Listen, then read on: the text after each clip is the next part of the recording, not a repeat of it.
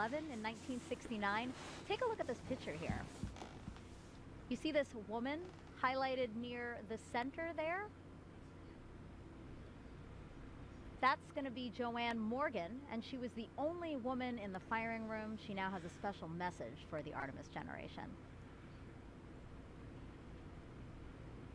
Hello, I'm Joanne Morgan, and I am so excited for Artemis 1. This flight test will bring new knowledge to people on Earth, and I'm thrilled to see such a diverse team at the LCC making it happen. I want to see my Firing face. Room 1 is a different sight today than when I was on console for Apollo 11.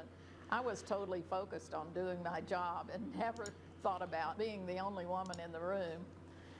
Today, women at NASA are center directors and launch and flight directors and have substantial roles in engineering, science, and technical areas. This is so important for a new generation, the Artemis generation, to see how individuals are leaders and contributors to the mission, and for youth across America and the planet to see this as well.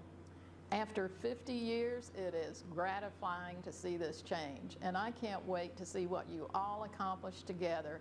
New century, new generation, new mission to the moon and beyond. Dude. Godspeed, Artemis team and Artemis 1. How come we can't see my face, huh? I think it's so great that we know she's following along and interested in this mission too. Yeah, it's so awesome to see the women who have come before us at NASA and paved the way for a much more diverse team to contribute to these amazing missions. Yeah, and speaking of women breaking the mold, before serving as a NASA astronaut, I know you were a naval officer and a member of the first class of women commissioned to the submarine community. How amazing is that? I mean, what would you say as you look at these pictures? What would you say to women, young girls who might be thinking, hey, I might want to join a predominantly male field? Yeah, you know, I was just really lucky to be in the right place at the right time. I was a senior at the Naval Academy when they announced that they were going to change the policy and allow us to serve aboard submarines. But even before that change happened, I knew that I was passionate about serving in that role and I was dreaming about it. So I think allowing yourself to really examine what your passions are and be brave enough to dream that you could actually do those things. I had awesome mentors who encouraged me along the way and told me never close a door on yourself. You know, you always want to put yourself in the roles you're most passionate about, especially if you're going to challenge yourself. Doing something you love that's hard is so much better than doing something that you're not as well suited to. So I was just lucky I had some awesome leaders in my life who encouraged me to be brave enough to dream so that when those opportunities presented themselves, I was ready to take them on. Yeah, no, that's great. Having mentors is always so important because, yes, sometimes you don't know what path to take, especially if you're blazing your own, so it's always so nice to have somebody to talk through some of that. Absolutely. You guys know when I stream off my computer, it's just the opening of the 2-hour a window for Artemis 1 today. Once it soars off the launch pad, our colleagues over in Houston will take over. Leah, how are things looking in mission control right now?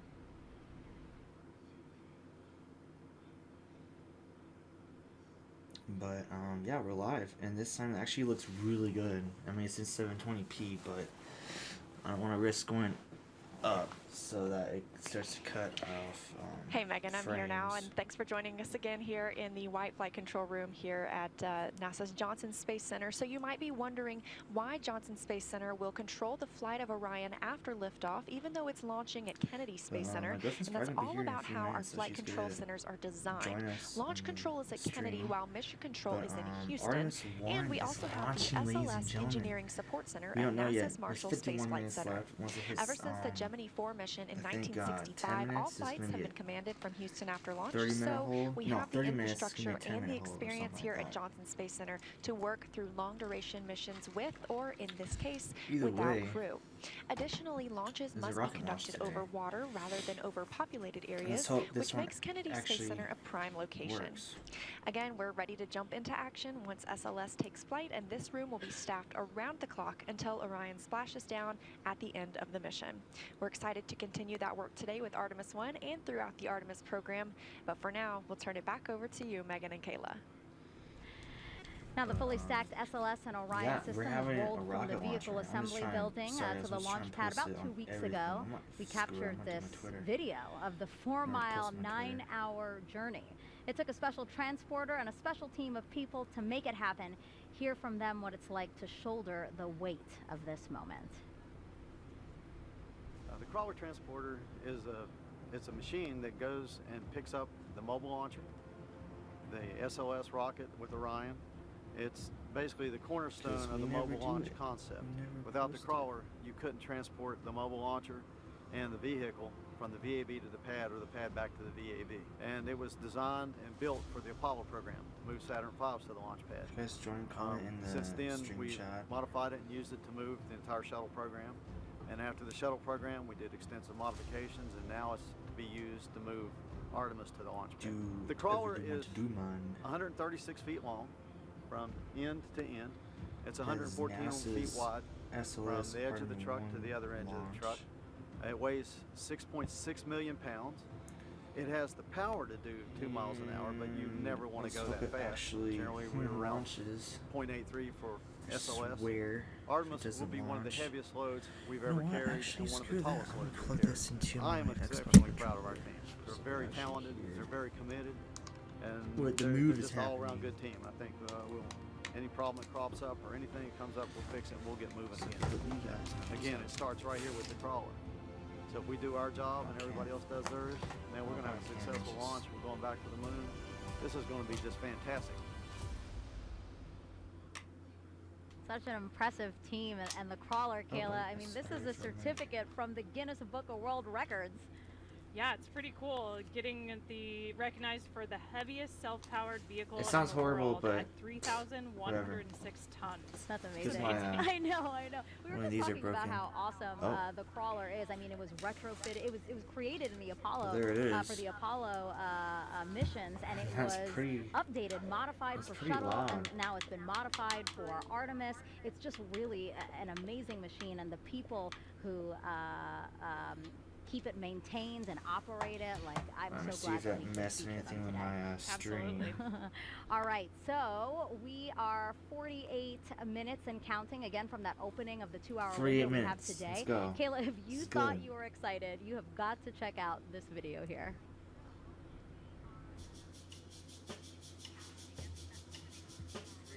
This is really cool. We got some children that are on a bus, and they're going to come here. No, we're good. This to is the probably vehicle going to be a assembly decent building, stream, guys. and the administrator and I are going to jump on the bus and surprise them. We're going excited. to give them the opportunity to come in and go up the elevator with the rocket. So, I hope you guys are excited for this. I know I'm pretty stoked. I mean, it's Artemis 1, but there's been a couple of leaks that had Red Team go out there, and it's just been a whole nightmare for them today. And they lost some kind of radar or something to try and retrieve that. Would you like to see a moon rocket? But, I don't know. Because it is the future of our country, indeed the future of the world.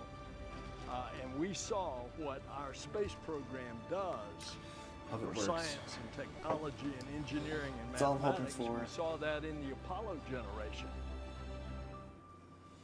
Is it their second launch attempt? I'm pretty sure it is. What I hope to achieve today So is I hope it works. inspiring. It needs to work More because people it's been get too to long see up close and personal since this they rocket. tried to launch it. It's I mean, not too beyond long, but it's been a inspiring. couple And I months, cannot but wait it till didn't the go well launch. last When time because America of some sees our leak. rocket So actually let's hope this launch leak is on a actually test flight to the fixed. moon, you know, It's all it's pretty just going bad. to spark a whole new That is push fixed. for what we are doing. Best day of my whole life ever.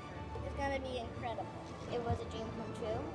This rocket is definitely going to the moon. I think it's really amazing. And I was actually really excited because I've never seen I hope that girl's right. I hope it actually goes to the Now moon. we have the Artemis generation. I hope it This is a launches new today. It generation needs of to us launch. going But back to it the looks like moon yours has been to learn like and nominal live, so far.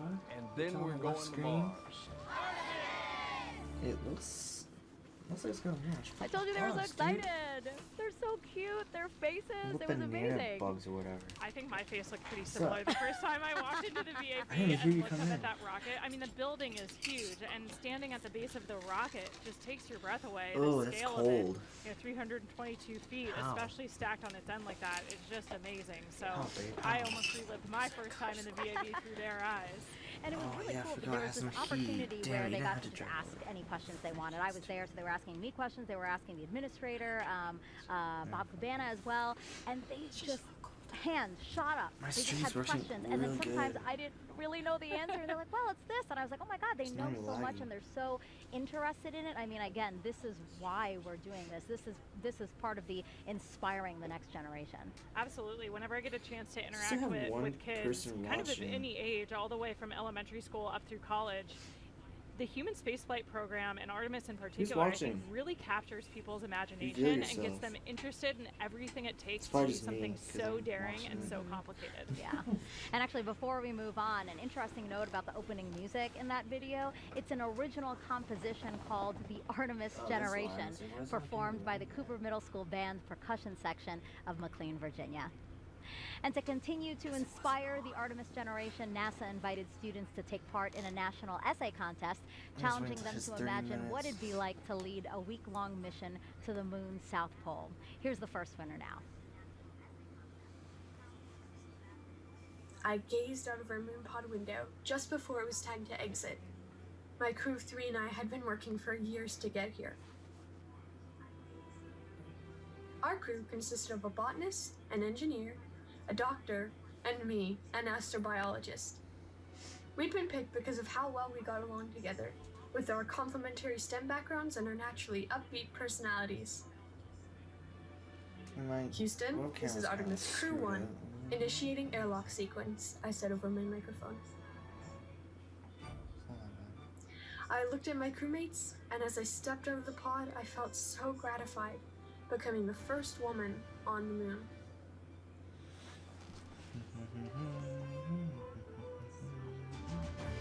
Our purpose was to set up a moon habitat containing the 4 things needed to keep a crew safe: oxygen and clean water, a waste disposal system, the Veggie Project for food, and a protective outside shell made of regolith and mycelium.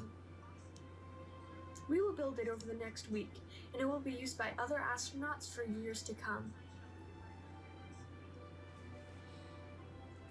Embarking on this incredible adventure, I couldn't help but be grateful to be given this opportunity. To lead the most remarkable crew, and to know that I was a part of the Artemis generation. So that was beautifully written by Taya Sauer of Laguna, California. And she was one of 3 essay winners. The 2 others were Austin Chris of Walcott, Indiana, and Amanda Gutierrez of Lincoln, Nebraska. If you want to check out their essays, you can scan the QR code you see on the screen. The 3 of them beat out nearly 14,000 students who submitted essays. So you definitely want to check out the other 2, again, by scanning this QR code. So right now you're looking live at right outside of the Kennedy Space Center's visitor complex. We have plenty of bleachers set out to accommodate, as you can see, a lot of guests that are hoping to see the launch today. So why don't we go in there and check back in with NASA's Leah Martin. Hi, Megan. Yeah, this place is filling up. You can feel the excitement, people chattering, people sharing stories, people talking. 20 minutes, and, you know, we just heard about those Artemis Moonpod essay winners who are part of the Artemis generation. Also joining me tonight from the Artemis generation, we have 2 students who were actually able to come down and visit at Kennedy Space Center to watch this launch live tonight. I'm joined here by Denham and Allison. How does it feel to be here tonight? Really, I was just, when I first found out, I was really nervous. I didn't really know what to expect. Like, we really just looked at each other and we kind of screamed. Just out of excitement? Yeah. How did you feel? Honestly, it was, like, amazing. It was surreal. Like, that we had this opportunity out of so many people who applied for this. It was, like, outstanding. And you guys actually got to take a tour of Kennedy Space Center a little bit earlier this week. What was something that you got to see that was just really outstanding? I think it was the shuttle experience, like how it is when the rocket ship goes on up with people in it. It was honestly really fun doing it and learning like how they feel at the moment. And Denham, what do you think it will be like to watch the world's most powerful rocket launch tonight from just across the river? Surprised it's just well, really, I don't really know what to expect because I've never really done this before, but I feel like it would really be outstanding. I might shed a little tear, but I don't really know. Like, someone should stop delivering I'm really excited to be here, and I just, it's amazing. Like, it is amazing, and I don't think you're going to be the only one shedding tears tonight. Megan, we're super excited, eyes on Artemis, and we're ready to see the launch. Thanks so much, guys. Now, Kayla, are you ready for more questions from social media? We're getting them in. I'm just waiting. All right, let's take a look at the screen now. We have another celebrity question. Last time I did this, I watched it for like, I think I live streamed for like 5 hours or something. And then he scrubbed her. I was like, and I can't wait I'm going to to see bed. Artemis 1 launch today. I fell asleep in the middle of the stream. How will going back to the moon pave the way to I Mars? woke up and I was still streaming. Thank you, I was Kiki. like, Yeah, what an awesome question for tonight. I mean, the return to the moon is going to give us a chance to test all of the capabilities we need to operate on Mars. Mars is really far from home. It's going to take us 6 months just to get there, and that's with ideal planetary alignment and expected advances in propulsion technology. Then we'll spend about a year plus on the surface before it's 6 months home. So the moon is a lot closer. We can get there in 3 days. The communications delay is a lot shorter, and so we can really test our operational concepts a lot closer to home. The moon's super far away, it's 250,000 miles, but that's way closer than Mars. So it's going to give us a chance to test all of our technologies so that we know what we need to develop in order to take that next step. Yeah, we call it the next giant step for a reason. Mars is very, very far, like you said. All right, let's take another question from social media. Kayla, what inspired you to be an astronaut? You know, my journey was a little bit different than some of my colleagues. I didn't grow up specifically dreaming of becoming an astronaut. I don't know what the barrier was there. I was aware of and inspired by the space program, but I never allowed myself to dream of becoming an astronaut until I had served on a submarine, actually. I think that operational experience that's so similar to what we do in the space program, if you think about it, we're sending humans to live, work, and do something of importance in a place where people aren't supposed to be, the depths of the ocean or the vacuum of space. And so I think those experiences gave me the confidence to even dream that I could become an astronaut, and then inspired me to apply in the first place. And that doesn't deter you, again, like being in a place where, yeah, we're not supposed to be a confined space at that.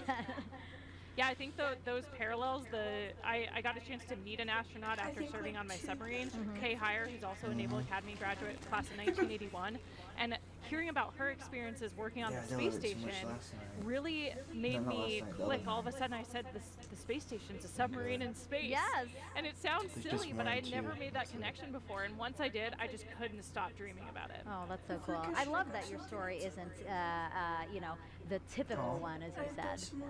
Okay, I think we have time for one more question. Yeah. Is Snoopy ready and excited? Of course. I think like any crew member, Snoopy's been training for this moment. He knows what to expect in a nominal and an off-nominal launch and all the actions expected of him. So like any good crew member, he's ready to go. And he has his suit that's been tailored to him. It's especially made for him the way that the astronaut suits are especially made for them. So yeah, I think he's ready. Yeah. Seeing the moon up close, he's ready to go. So keep those questions coming. Just don't Use put that much hashtag fireball Artemis on and it. tweet or drop them in the comments wherever you're watching this broadcast. And don't forget those NASA moon snaps. You tried to put the Hashtag point where NASA it moon tastes like snap for your Toast Crunch. moon-inspired It's like, content. it's Okay, we are now 37 minutes from the opening of our 2-hour launch window today. Let's check back in with Daryl with the launch team.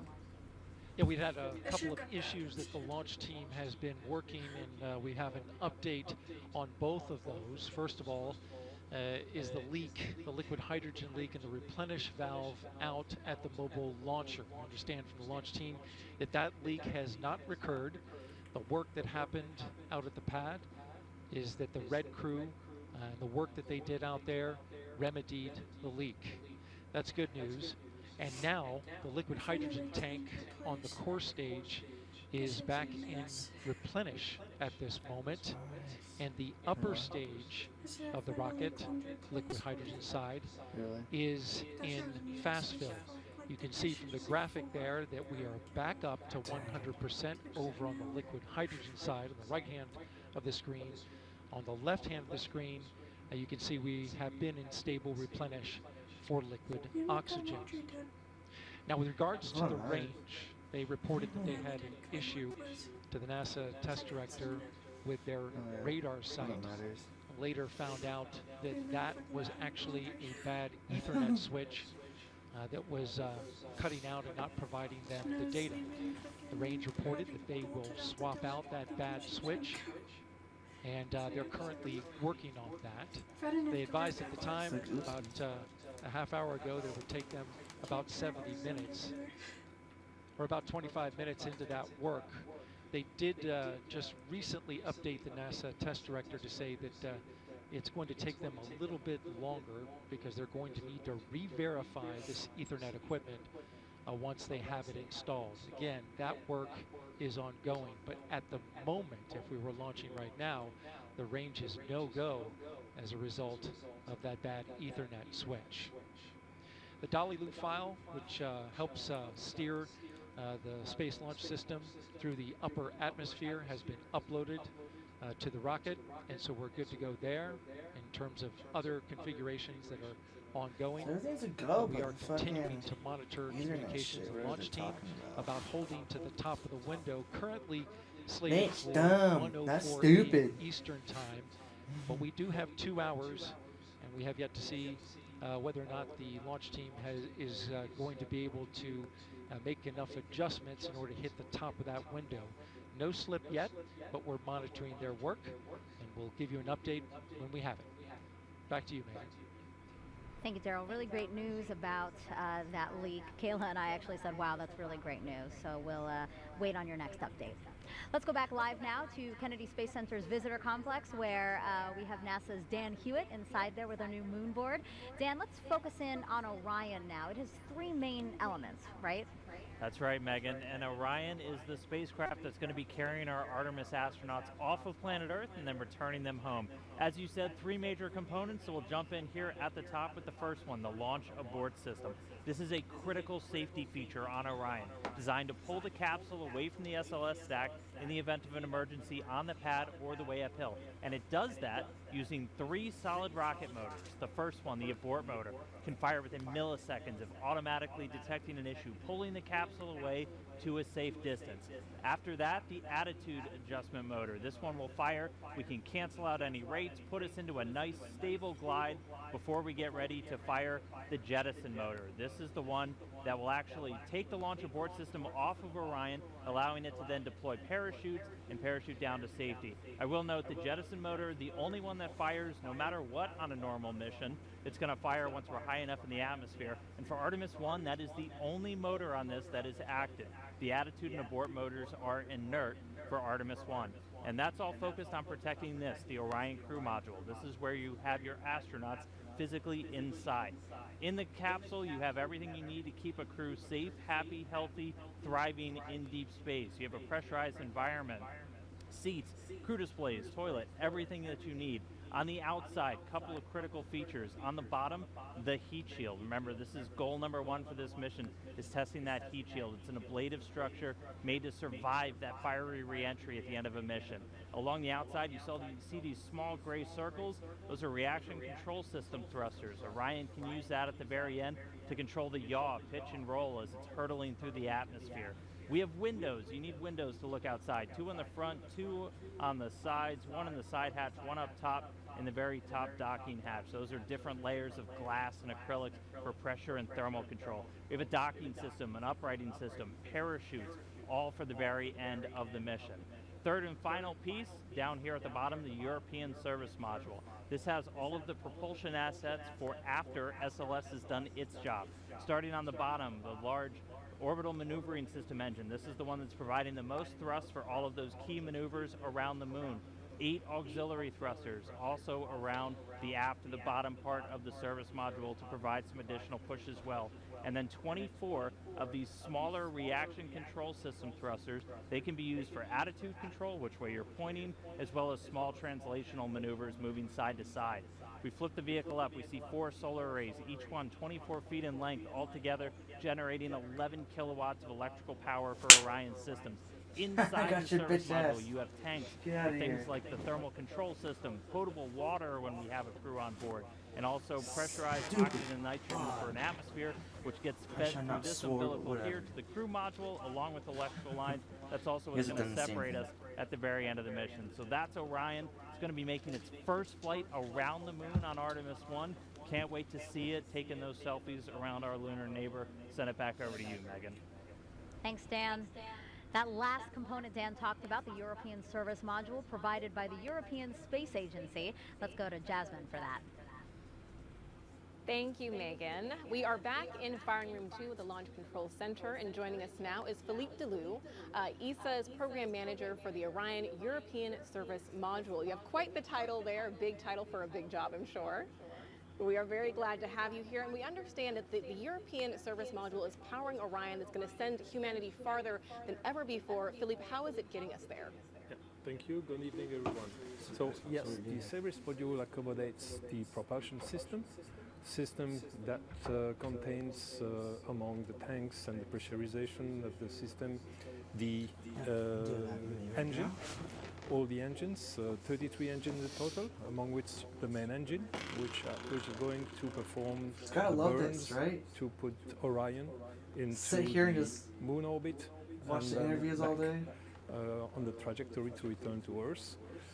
The other engines are used for attitude correction during, attitude control and trajectory correction during the travel to the moon. In addition to the propulsion system, the service module generates the power and distributes the electricity to the crew module and the service module equipment so that they can operate. And the third function is the thermal control of the system. The service module accommodates radiators to reject the heat that is produced by all the equipment and the crew that will eventually be in the Orion. Finally, not on Artemis 1, but on future Artemis mission, it will have tanks to store the crew consumable, the water, the oxygen and nitrogen. Right, so we understand too that you are monitoring launch here in Firing Room 2 with us, and you also have a team. We're going to bring up a picture of that team right now, or a live look inside ESA's control room in the Netherlands. So can you tell us, what is your team working on today? Yes, well, the ESA team is not only back in the Netherlands, it's one aspect, but we have also a significant team in the control room in Johnson, in the MER control room. And their role is to monitor the telemetry from the service module to make sure that all parameters are within their nominal behavior, that the operations are performed also nominally, and for sure identify if something goes wrong, if something goes not nominal. And if something non-nominal is identified, then they will have the role to support the NASA team to troubleshoot the anomaly and prepare the recommendation to be brought to the mission management team for a decision on how to operate the vehicle forward. Great.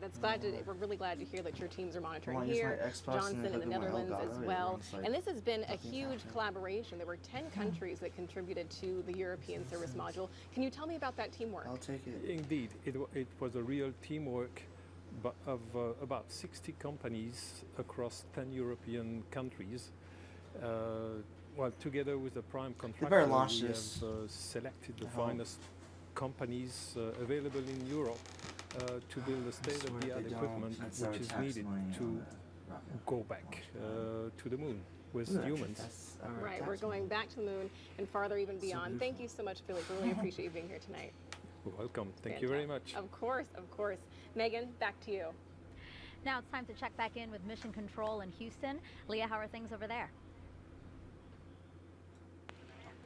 Things are good over here at Johnson Space Center, which is just one part of an agency-wide effort with many NASA programs doing their part to make future missions a reality.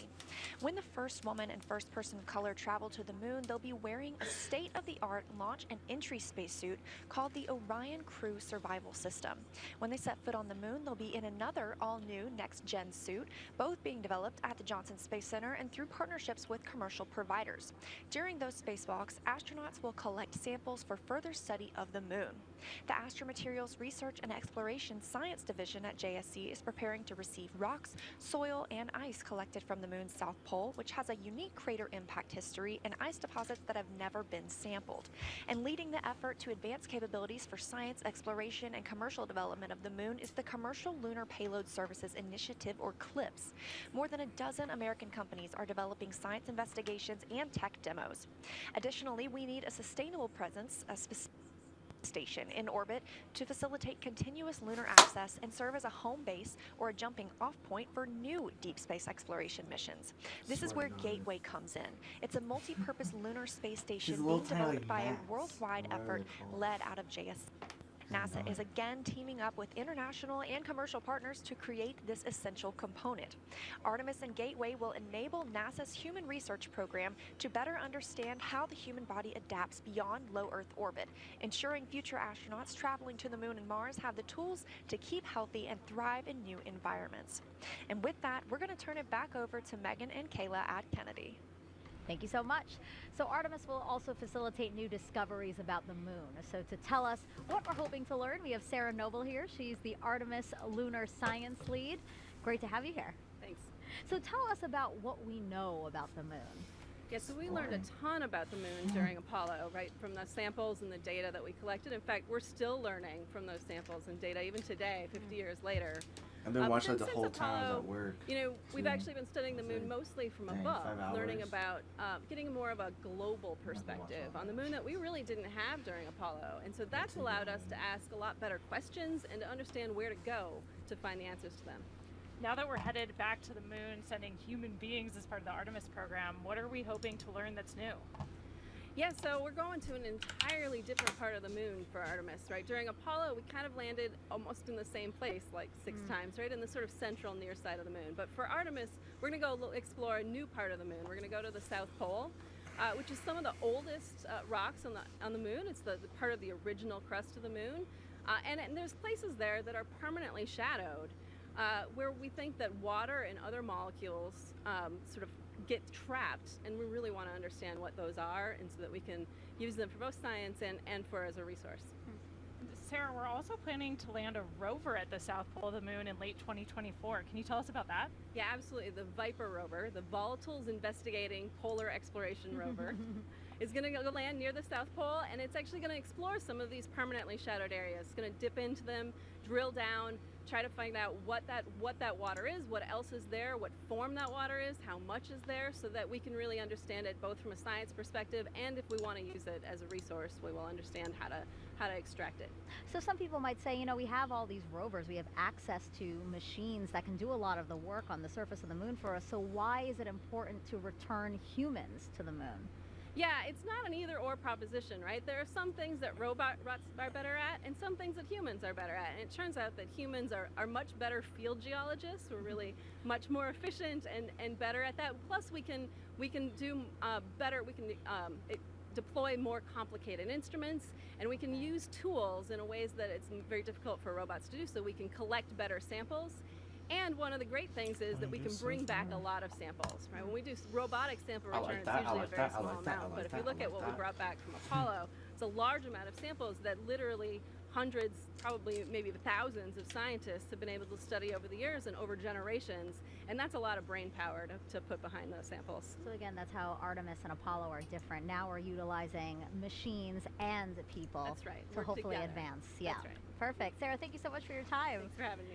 So in honor of our destination, the moon, we asked you all to create moon-inspired content and share them with us using the hashtag #NASAMoonSnap. We got so many wonderful submissions, so why don't we check them out now?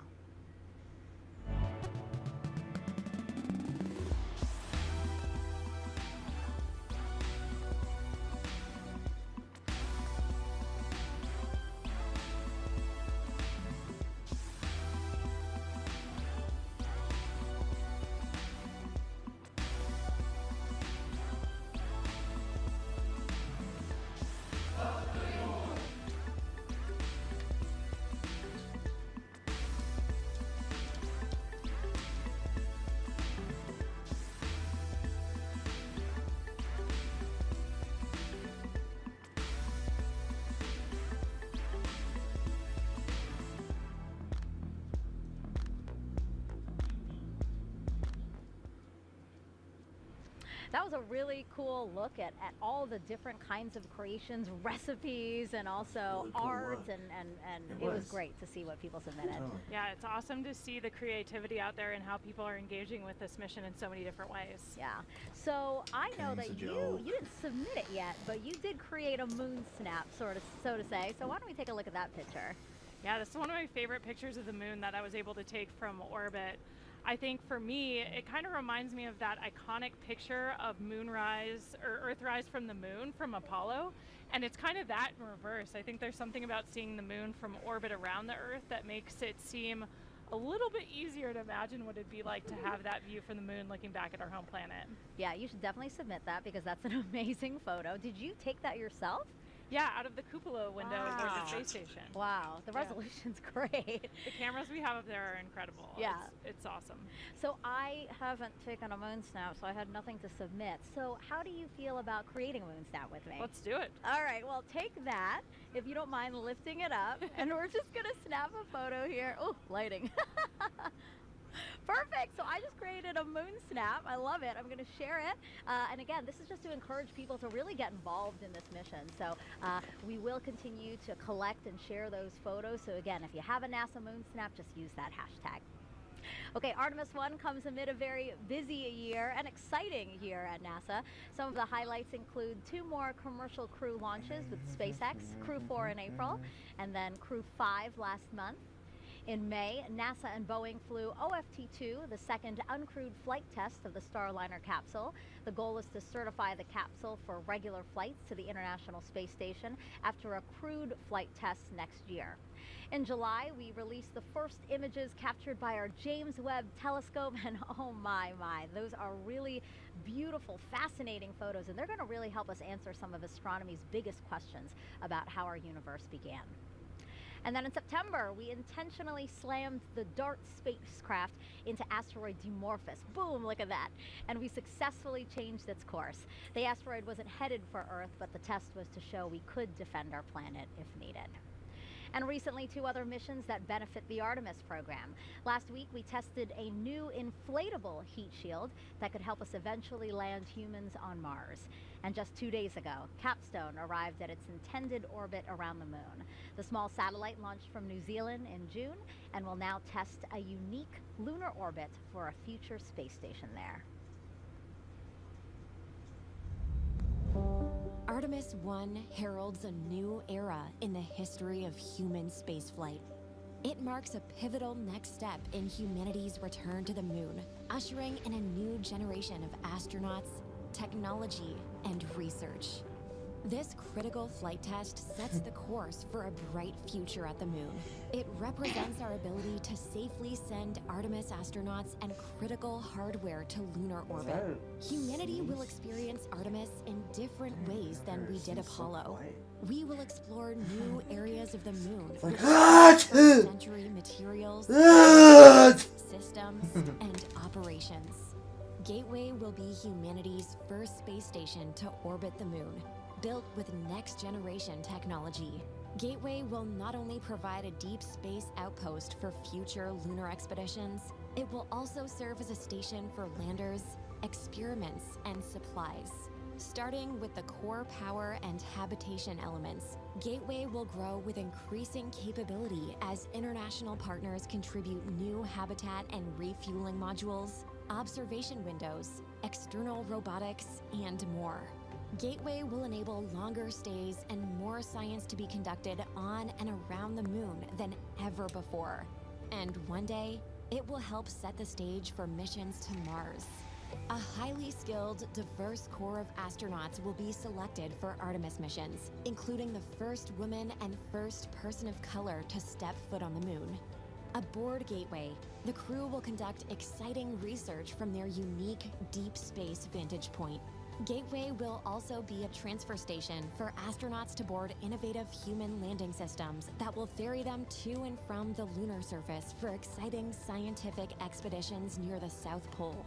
Once on the moon, Artemis astronauts will use expertise in fields like biology and geology to conduct groundbreaking research in modern spacesuits using advanced tools. They will drive new rovers to investigate the lunar terrain and unlock some of the greatest mysteries of our solar system. Artemis 1 cements our capability to send astronauts and cargo to the moon for years to come. We're going back to the moon. We are Artemis.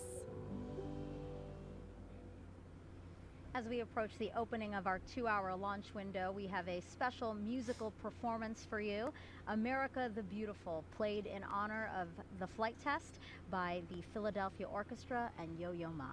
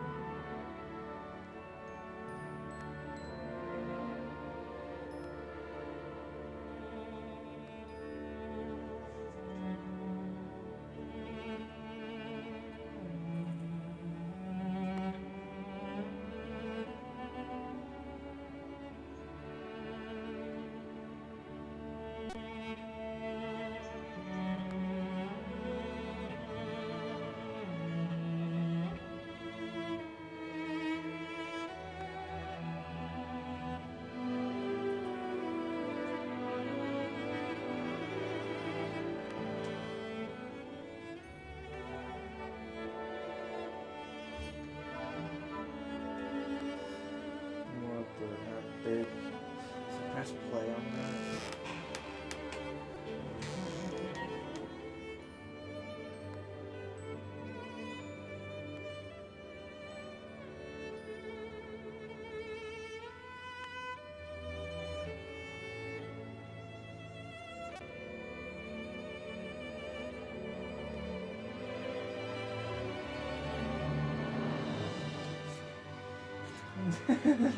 The first one got me. The fucking bread changes to shoes. What the heck? What the heck?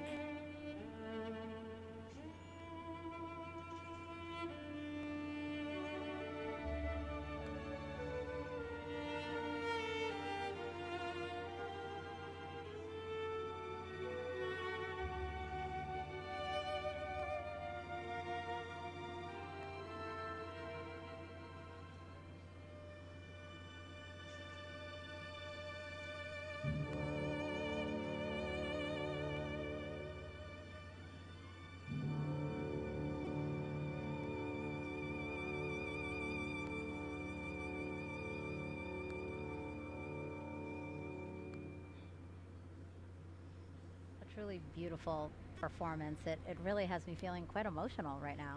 Yeah, perfect tribute for tonight's launch. You know, it's just, it gives me a sense of pride, really, to just remember that our country continues to lead our nation in space exploration. So, and as such, the White House is closely watching this historic launch. Earlier this year, Vice President Kamala Harris came down to Kennedy Space Center and met with NASA leadership as well as astronauts. She also toured our facilities where teams are working on hardware for future Artemis missions. Before leaving, she signed a piece of the Orion spacecraft that will fly on Artemis 3. She's doing it right there, which will return astronauts to the lunar surface. Okay, Kayla, time for more social questions. So let's take the first one. You know now the drill. It's going to be a celebrity question, so let's take that. Hey guys, I'm Jack Black and I'm super excited for the Artemis 1 launch today. I was part of a little movie called Apollo 10 1/2, A Space-Age Childhood, and I have a few burning queries. Question the first. How is Artemis different than Apollo? Artemis is different than Apollo because we're returning to the moon, but this time we're going to stay. So rather than a short visit where we can do some amazing science, but it was pretty limited by these short visits, kind of a small area of the moon, we're going to the South Pole and we're going to learn how to live there long term. So we're going to be building habitats, we're going to have rovers, we're going to have all of this infrastructure on the moon supporting scientific discovery, but also that next big step to Mars. I love seeing celebrities also take part and ask questions because it really shows that this is something that's captivating a lot of people. So that was really fun to see Jack Black. Also, query the first. That was funny. All right, let's go to the second question. How does it feel in space? Being in space is amazing. I mean, for us launching to orbit around the Earth and then go to the space station where I just was for 6 months, we're in an apparent microgravity environment. So for us, it feels like we're weightless, like we're floating. So you have to relearn how to live and work in that space. But once you get used to it, it's a lot of fun. Yeah, we were just talking, Jessica Watkins, another NASA astronaut, was just here, and she was saying that actually when you came back on Earth, that was an adjustment as well, because you got so used to living on the space station. Yeah, the transition home was actually a lot harder for me than the transition up there, because our vestibular systems kind of remap. We start ignoring all the sensors in our inner ear that tell us how our bodies are moving, because the space environment is so strange. But we really need that on Earth to balance and control our bodies. Sure. So when we get back, it takes a couple of days before we feel comfortable again. Really interesting. Thanks so much for those. Okay, so we are 10 minutes until the opening of our 2-hour launch window today. So why don't we head back over to Daryl. Daryl, tell us what's happening now. Oh, it's a 2-hour. Have about 10 minutes before we go into a 2-hour launch window. Hold. That half-hour hold is part of the L clock, and what you see on your monitor right now, I believe, is the T clock. So, in about 10 minutes, we'll hold for a half hour, and currently the launch team is trying to evaluate how much of a delay may result from some issues that we've been facing over the past hour. Just to recap those, we had a leak in a replenish valve on the mobile launcher that feeds into the liquid hydrogen core stage tank. That's been resolved. The leak has been fixed, and we're moving forward. Currently, the upper stage of the rocket for liquid hydrogen is roughly 78% at the moment. So that is tracking. Progress continues there. The core stage has been topped off, and now both liquid oxygen and liquid hydrogen are 100%, along with the upper stage of the liquid hydrogen side of the equation. So we're just waiting on the complete tanking of the upper stage liquid hydrogen. Now, with regards to the range issue that we have, we just got an update from the range, the 45th Space Wing officer reporting in to the NASA test director that the Ethernet switch has been replaced. This problematic switch took down their ability to see radar from one of their assets, which is key in getting acquisition and signal for the flight termination system if it were to be needed. Of course, this is a critical system that has to be tested before we can launch. So at the moment, we're looking still at a 1:04 a.m. Eastern Time launch, but it is pretty clear from the work that is ahead that it looks like we're going to slip into that window. How much exactly, we don't have an accurate calculation from the launch team as of right now, but of course we're anticipating that. So for the moment, you see on your clock now, we are in the T-minus 10-minute hold. We just entered that, and now roughly we're looking at 28 minutes to resume terminal count. The launch team will assess what work needs to be done, how that syncs up with the range getting back online with their equipment, and then we should have a new T0 for you soon. That's the latest from Firing Room 1 here at the Kennedy Space Center. Megan, back to you. So things are obviously still very dynamic. We're going to come back to Daryl as much as possible. Now, to understand where we are going, we have to know where we have been. To do that, we spoke to some of the special few So who only walked for on like the moon 30 and minutes, those who they're sat like them. 27 minutes, but they're gonna like We choose to go to the moon and make a new miscontain T0, and do the so other it's like things. 2 hours. Not because they are easy, but because they are hard. Yeah. Because that goal will serve to organize and measure the best of our Well, I energies guess we're and gonna skills. be live for 2 hours. It's been 50 years since we've been to the 3. moon, and we've got a great program called Artemis. We're going back. The Apollo program was a test for the American people that you can do what you set out to do. Better launch. All it took was turning to it and making it happen. Swear. We are go for a mission to the moon at this time. Engines on 5, 4, 3, 2. All engines running. Launch commit. Liftoff. We have liftoff 49 minutes past the hour. I think the characteristic that I remember most of Saturn V was the noise. The noise was enormous and it was almost impossible to communicate. We're go, train tight, we're go. Tranquility Base here, the Eagle has landed. The landing to me was a great celebration. The nation was almost euphoric. That's one small step for man, one giant leap for mankind. There are so many things that we could eventually learn about our universe and the spacecraft that we use exploring.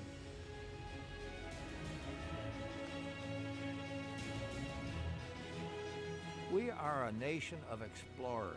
During Apollo, we were on national TV literally every day because we were doing something visible that Americans could see and they could feel and say, look what we are doing. And I believe Artemis is going to come up and say, look what we are capable of and what we are doing now.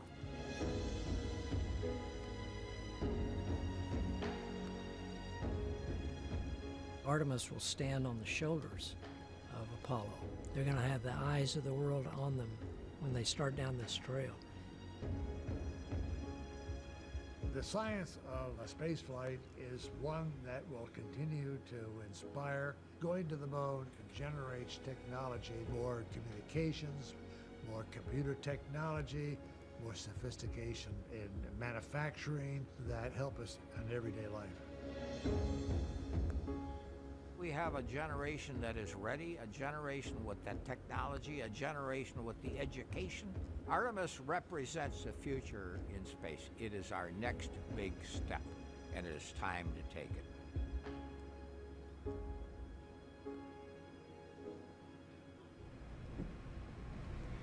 If you're just joining us, welcome to NASA's Kennedy Space Center, where we are showing you a live look of another visitor center. This is the U.S. Space and Rocket Center. Wow, take a look at all of those people who are there hoping to watch the launch today. You know, this is the visitor center for the Marshall Space Flight Center in Huntsville, Alabama. That center played a crucial role in contributing to the Artemis program, so I'm not surprised that there are a bunch of people there watching. All right, so now we're going to go back to Leah Martin over at Banana Creek. Again, that's right outside of our visitor center, and she's with some other folks who came out to watch today's launch. Yeah, you know, Megan, we talked about this being America's rocket, right? Every state in the United States has contributed to this rocket, so it should be no surprise that we have people from all over the country joining us here tonight. I'm actually joined by some friends of ours who are joining us from Georgia and Utah. What does it mean to be here tonight to see tonight's launch? I think it's amazing. I know that tons of people from all over the United States have helped build the rockets and are here tonight, so it's awesome to know that we all have a little bit of personal ties to the rocket. And go ahead. No, I'm just excited to be here because I've been a fan of space travel and going to the moon and back, and I'm glad to see it's happening again later in life. And you were actually telling me a little bit earlier that you grew up in the Apollo era in those years following those first launches, and now here, how does it feel to be watching the sister program launch and seeing at the beginning? Look at the goosebumps. That tells it all right here. I'm totally thrilled to be here. Now, and you were actually telling me that you have a personal connection to this rocket as well. You know some people who have worked on it. What do you think it feels like being here? How does it feel for you to see something that's the culmination of so many years of hard work? Yeah, I think it's crazy when you think about how long it takes to build it and stuff. Like, I wasn't even born last time people tried to get to the moon. So it's awesome. I think it's so exciting, and I cannot wait.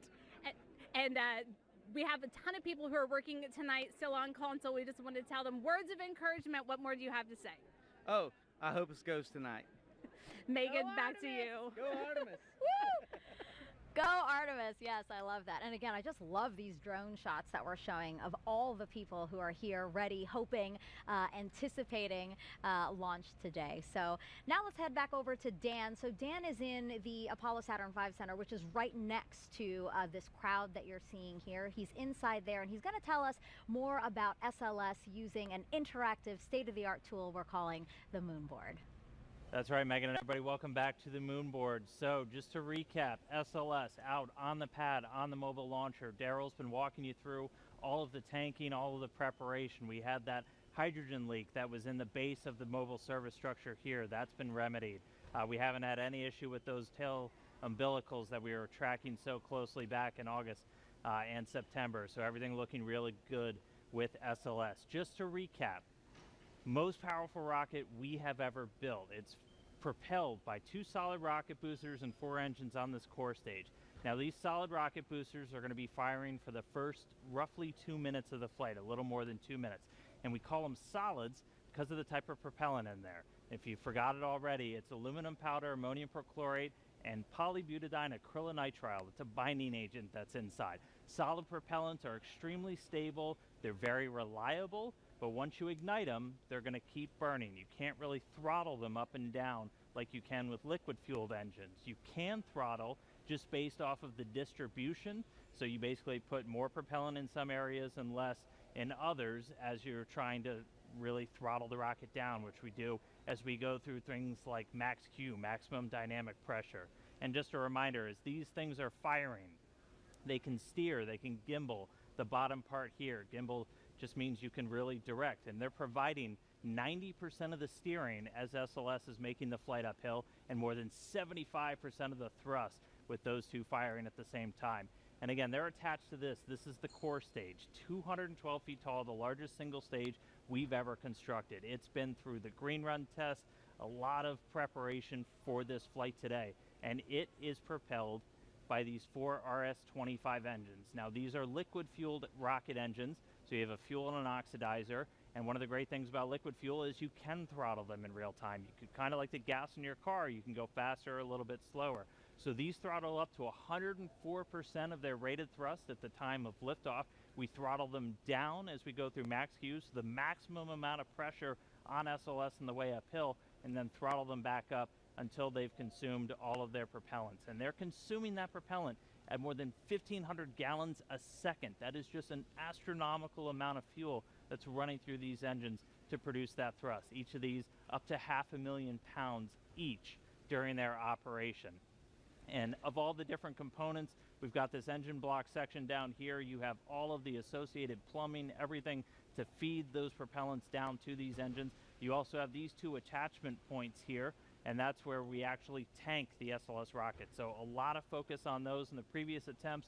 They've cooperated spectacularly so far today, and we've been able to fully tank this core stage. And a reminder, you have a fuel, about 500,000 gallons right here of liquid hydrogen, and then an oxidizer. You need those 2 together, and then an ignition source. That's what gives you your reaction, your thrust, your basically controlled explosion that then comes out of those rocket engines. So fully tanked, these are cryogenic fuels, hundreds of degrees below zero, so we've got a spray-on insulation across the entire vehicle. As it's sitting out there in the Florida air, it's a little bit warm tonight, but we need to keep those hundreds of degrees below zero. It takes a lot of energy to do that, so the less you have to use to keep them cold, the better, which is why we have that insulation. So we're going to be seeing SLS take flight for the first time tonight as we clear all of those final issues. Again, this is going to be one heck of a show when this thing launches into the night sky. So with that, send it back over to you, Megan. If you're just joining us, welcome to NASA's Kennedy Space Center for live launch coverage of Artemis 1. I'm NASA's Megan Cruz, and this is NASA astronaut Kayla Barron. It's been great having you these past 2 hours. It's been so awesome to be here for this historic launch tonight. So right now we are awaiting a new T0. The launch team had to work through some issues, and they're doing a great job at working through those issues. So now we're just waiting to see a new T0, since we had been aiming for the top of the launch window, which opened does open at 1:04 a.m. Eastern Time. Now today is a big deal. Apollo 17 in 1972 was the last time humans stepped foot on the moon. The rocket you see right there behind us, illuminated in the darkness there, is the first step back towards getting us to the moon. Now Artemis 1 is the first integrated flight test of NASA's deep space exploration systems. That's the ground systems here at Kennedy Space Center, the Space Launch System, or SLS rocket, and the Orion spacecraft.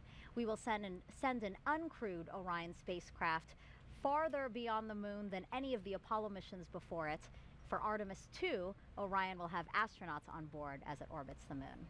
Then future Artemis missions will land the first woman and first person of color on the surface of the moon. So Kayla, why do we want to go back to the moon? The moon's a super interesting place to study. It can tell us a lot about the Earth, its own formation, but also more about our solar system. And we also want to return this time in an international partnership for a permanent presence on the lunar surface that'll teach us everything we need to know to travel onto Mars. And what about for you? I mean, you have the possibility of maybe being selected for those future missions because the Artemis program can choose from any of you guys, any of the NASA astronauts. It's a crazy time to be a NASA astronaut and even imagine that that could be real. I think we're all just honored to be a part of the team that's doing this. We're just a small representation of all of the amazing human beings around the world that it takes to do something as audacious as returning to the moon, learning what we need to go onto Mars. So we're just all excited to support the program in any way we can. But of course, a ride to the moon would be incredible. So Yeah. I think we're all just dreaming about those moonwalks. Now, since Artemis 1 is setting the stage for those future crewed missions, is there anything in particular about this 26-day mission that you will be watching? Is it re-entry? Yeah, you know, we've mentioned that a few times throughout the broadcast tonight. The re-entry is a really important part of the flight, of course, and the heat shield, we're interested in seeing how it performs in real life. We've tested it on the ground, but Orion's going to be coming in faster and hotter than any human-rated spacecraft in history. And so we really want to see how the heat shield performs and make sure all the systems can keep the crew safe for that dynamic event. Yeah, we'll all be watching for that too. It's not just about the launch, a 26-day mission, as we said, so we'll be keeping watch over the entire mission. Our workforce now is very different from what it was during the Apollo era. When Apollo 11 launched, there was only one female engineer in the firing room. Today's launch of Artemis 1 is led by NASA's first ever female launch director. Take a look at how she and other women across NASA are shattering glass ceilings.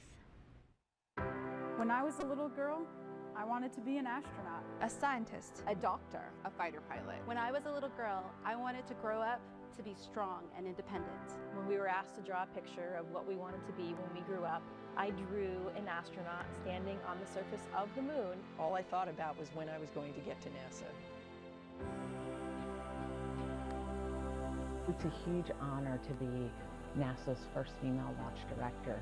To be the launch director for Artemis, NASA has so many wonderful women pioneers, so many heroes to me. Some of the most amazing women in my eyes are people like Katherine Johnson and the other women that you've seen in Hidden Figures. Sometimes it's difficult to believe that I'm on this side now wearing this blue flight suit with all of the other astronauts, representing this iconic image that had so inspired and excited me my entire life. Being of South Asian heritage, Kalpana Chawla was just such a big thing for me growing up. I've always looked up to Sally Ride and Mae Jemison, who really laid the foundation to allow people like me to be in the position that I am now. All of these women were pushing those boundaries and breaking those glass ceilings. Now, of course, there are some fantastic women in leadership positions that inspire me every day. So much has changed since the Apollo program. During the Apollo 11 launch, we had one woman, one out of 400 engineers in the room. And I look at our team today, it's much more a reflection of the world that we live in. A big piece of why it's so important to have women and diverse backgrounds, because it allows us to bring everybody along with us on this journey. It doesn't really matter what you look like. If you've got the brains and you have the knowledge, we need you at the table.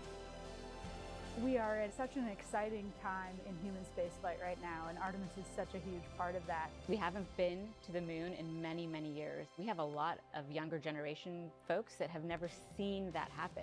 We will understand so much more about the moon, about the Earth, about our solar system. We're going to stay.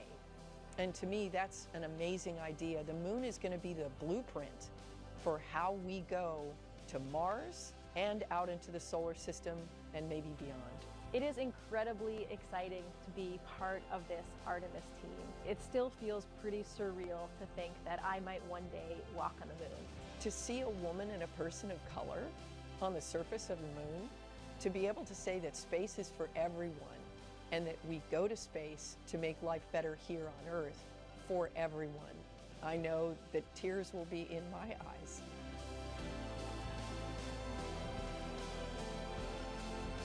My message to women and girls out there is to find your passion, whatever that is. Don't let anyone tell you what you can do or can't do.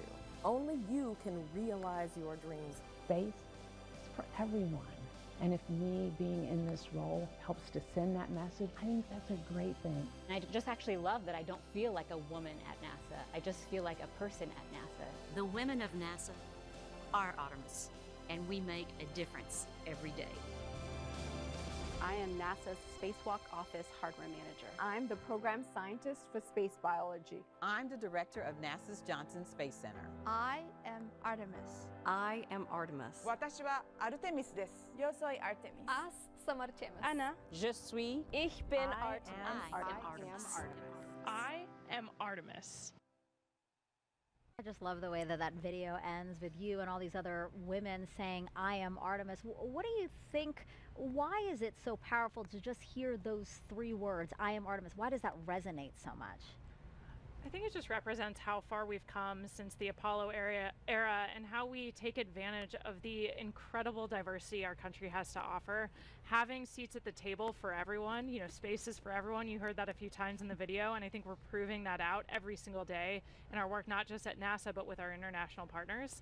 I think it's so important to our ability to succeed on these really complex missions. Yeah, I thought that was a very powerful video, and I'm glad that people got that message, young girls in particular. Another person who you saw in that video is Pam Melroy. She's a former astronaut and NASA's deputy administrator. So why don't we head over to Jasmine Hopkins, because Pam is there with her now. Thank you so much, Megan. Yes, I am honored now to be joined by Pam Melroy, NASA Deputy Administrator. This is just a fantastic night, and we just saw that powerful video with you among so many of the great women here at NASA. What is so important about us now being ready to send, you know, the first woman, the first person of color to the moon? Yeah, I loved watching that video. Just inspires me. So many of those women are my friends, but also they're just such fantastic engineers and scientists and just so many roles at the agency. I've always thought one of the strongest teams that you could ever find is a family, and families have men and women, and so our teams are stronger, I think, when we have that balance and that diversity. So that was exciting. But for me, I was a part of the Apollo generation, and I was very inspired by, you know, Neil Armstrong and Buzz Aldrin and Mike Collins on Apollo 11 and all the Apollo astronauts. I just cannot even imagine the inspiration, though, for a little girl. I mean, it never occurred to me that I wanted to be an astronaut, but of course there were no women astronauts then. I think what's going to happen now with the Artemis generation is that that first woman and the first person of color is just going to have a huge impact on the next generation. Right, we are just watching with bated breath, and I know that it's going to mean so much to little kids to look up to them. And we understand, too, this is a huge, I mean, when we launch Artemis, it's going to be a global accomplishment. We have the Artemis Accords, which are helping us make sure we explore peacefully. Can you tell us more about those? Yeah, it's really important, actually, especially because you know, unlike in Apollo, where it was actually just a few countries that had the capability to go to space, now those capabilities are proliferating throughout the world. And so what we do with the rocket is really important, and how we go is just as important. And how we go is as teams and with our partners, and with a sense of the responsibility that we have as we go out into the solar system to do it peacefully for scientific purposes and responsibly. Right. Pam, you have a great sense of teamwork, and this is definitely not our first time. You know, there's a lot of things that go into testing out a first-time vehicle. There's actually dynamic activity going on right now. So how does this first flight test of SLS compare to other first times, you know, with Shuttle or with Saturn V before that?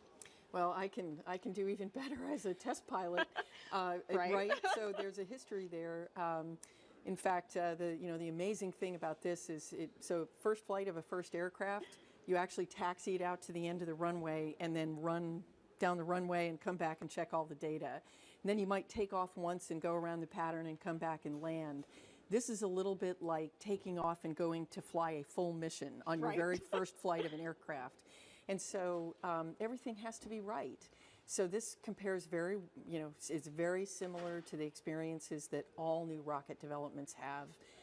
Where, it's not just about learning the hardware, that's a big piece of it, but it's also about gelling that team together and your procedures and how you're going to deal with issues that come up, because they will come up. They always come up. Exactly. And you have that experience as a test pilot, but also as a former astronaut. In that video, we saw you getting your induction into the Astronaut Hall of Fame, which is pretty cool. So what is your perspective, or what advice do you have for the Artemis astronauts, those ones that are going to maybe set foot on the moon?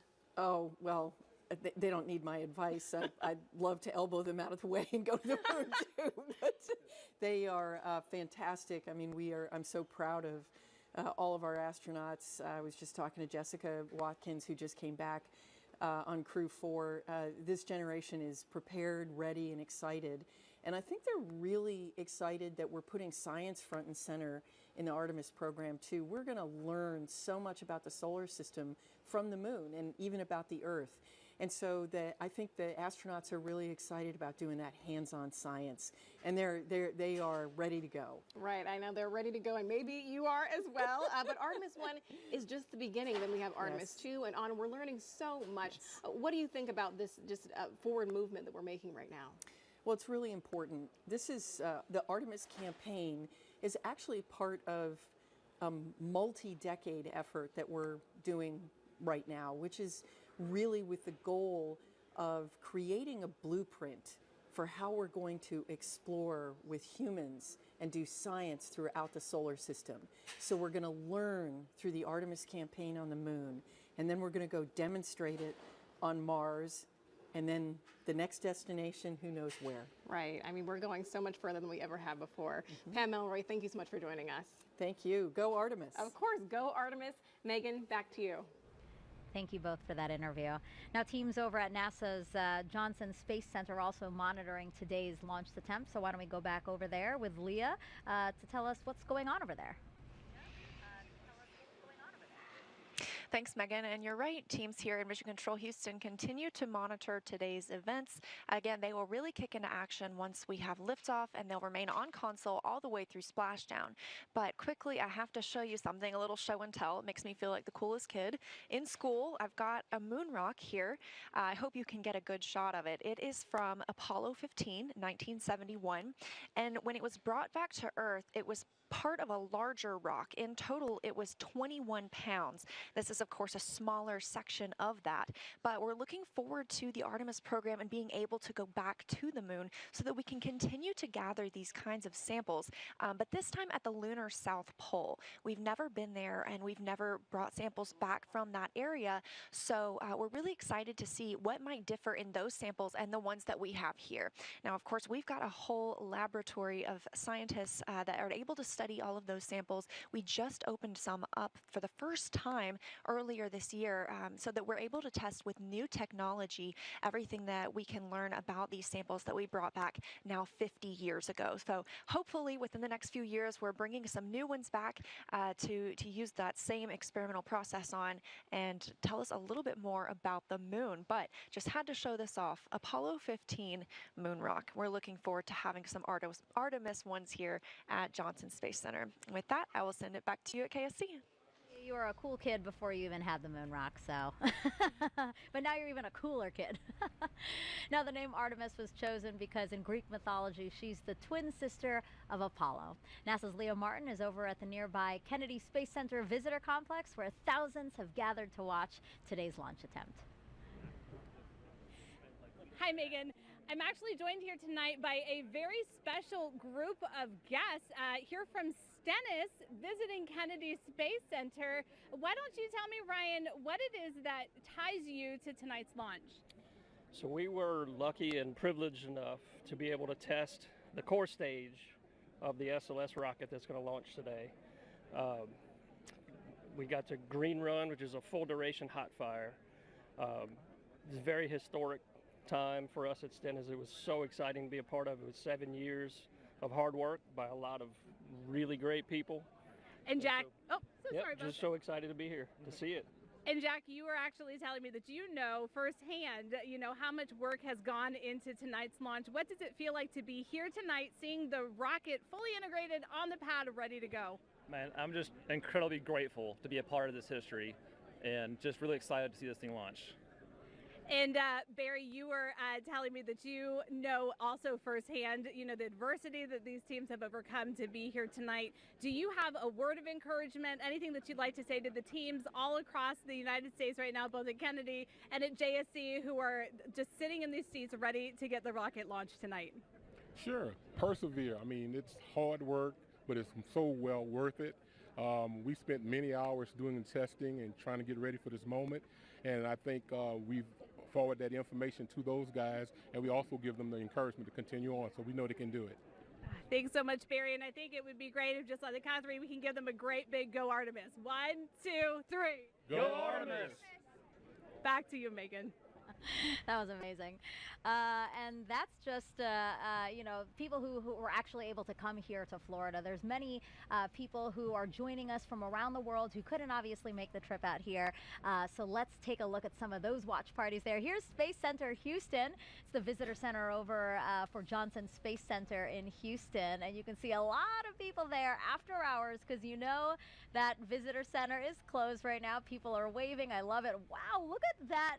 Whatever that is, it's awesome. amazing. I don't think I've ever noticed that when I'm at Space Center Houston. Maybe it's new. I know, but yeah, just look at that crowd. It's really fun to see, again, all these people who are captivated, young and old, by today's launch attempt and the beginning of the Artemis program. I know that they're probably looking at the clock and wondering when we might see the launch today. So lovely to see all those people.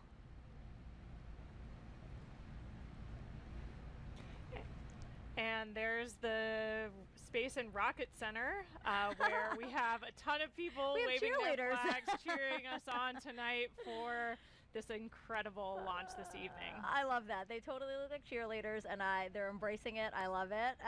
And yeah, this is the U.S. Space and Rocket Center. This is the visitor center over in Huntsville, Alabama. As I've said before, Marshall Space Flight Center there is super instrumental in what the Artemis program is doing. They contributed a lot to the mission, so it's nice to see everyone there. And then here is Airbus in Bremen, Germany. So Airbus is the main contractor for the European Space Agency, and together the company and ESA, they provided the European Service Module, which is an important part of the Orion spacecraft. So we have quite a bit of people there. A more reasonable time over there in Germany. It is 7 a.m. So I'm going to say Guten Morgen to them. Did I say it right? Guten Morgen to them over there in Bremen, Germany. Again, the Airbus company. All right, so let's get another check on the launch team with our Daryl Nail, who's inside there and has an update for us. Yeah, that's right, Megan. So we are clearly in a delay now. The NASA test director, who's basically flying the ship for the launch countdown tonight, has said that we are extending the hold that we were currently in at T-minus 10 minutes and counting. And so that puts us off the 1:04 a.m. Eastern Time launch. We're now slipping indefinitely into the hold. And NASA test director Carlos Monge saying that we are currently estimating how much work needs to be done before resuming the polling that is supposed to take place 15 minutes before launch. It then goes to terminal count at T-minus 10 minutes. Now we've got an update on the tanking of the upper stage liquid hydrogen tank. Currently 95% filled. We're in topping on that tank. It is the last of 4 tanks in the Space Launch System that needed to be completely fueled up before we launch. Of course, cryogenic tanking, a complex operation that has seen some delays tonight. We had a roughly hour delay after a replenish valve on the core stage liquid hydrogen side required hands-on work by a Red Crew team that went out to the launch pad and tightened down some bolts on the valve and got it fixed before leaving the launch pad, and then launch team verifying that that work was complete. Now currently we're awaiting some work with the range. The 45th Space Wing, which oversees the range here and makes sure that the airspace and the ocean out over the flight path is clear. and also has the responsibility to destruct the rocket should it go off track. They have been working on some issues with their equipment and sending a flight termination signal to the rocket. There is testing that must happen with the flight termination system that was delayed by a bad Ethernet switch.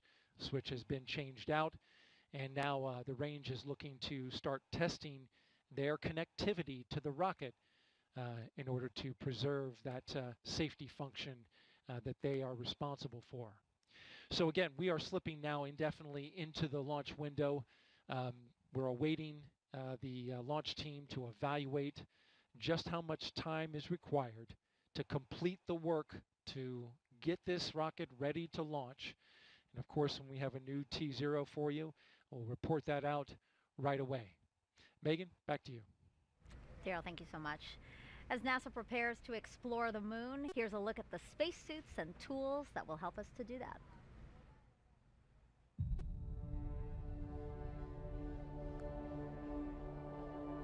Watching Apollo footage of astronauts doing geology on the surface of the moon is a really great way to think about preparing for Artemis, for putting people on the lunar surface once again.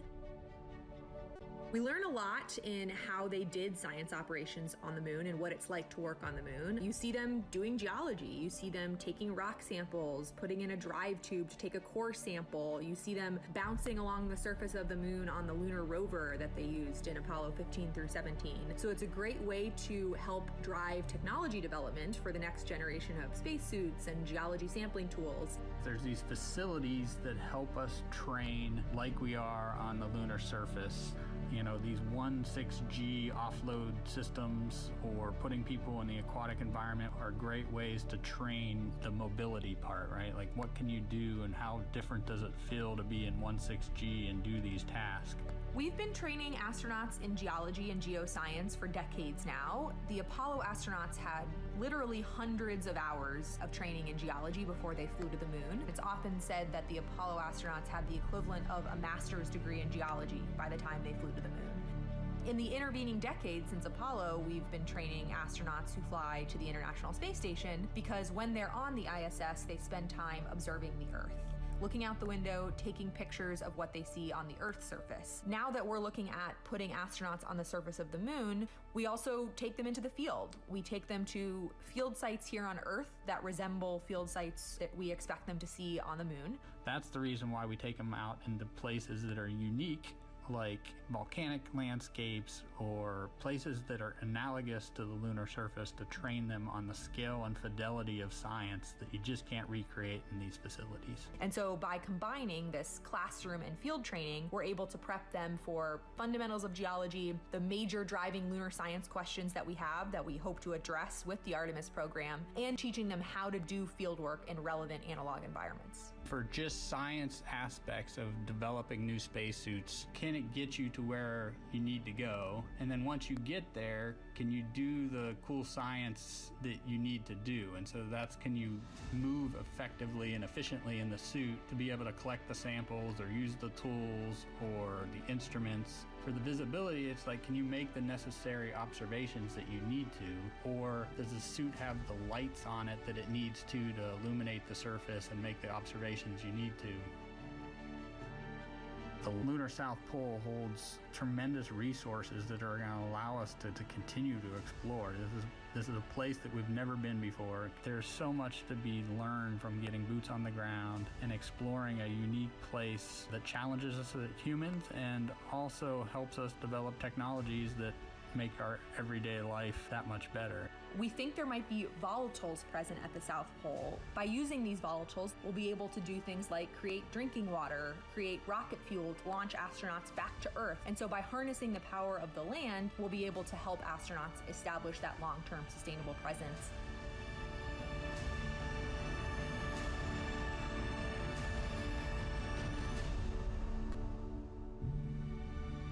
It's human nature to explore. Pushing our boundaries and exploring our universe is, I think, just one of those things that's just stuck in our human nature, and that we need to do it in order to understand the world around us, including our Earth and our solar system.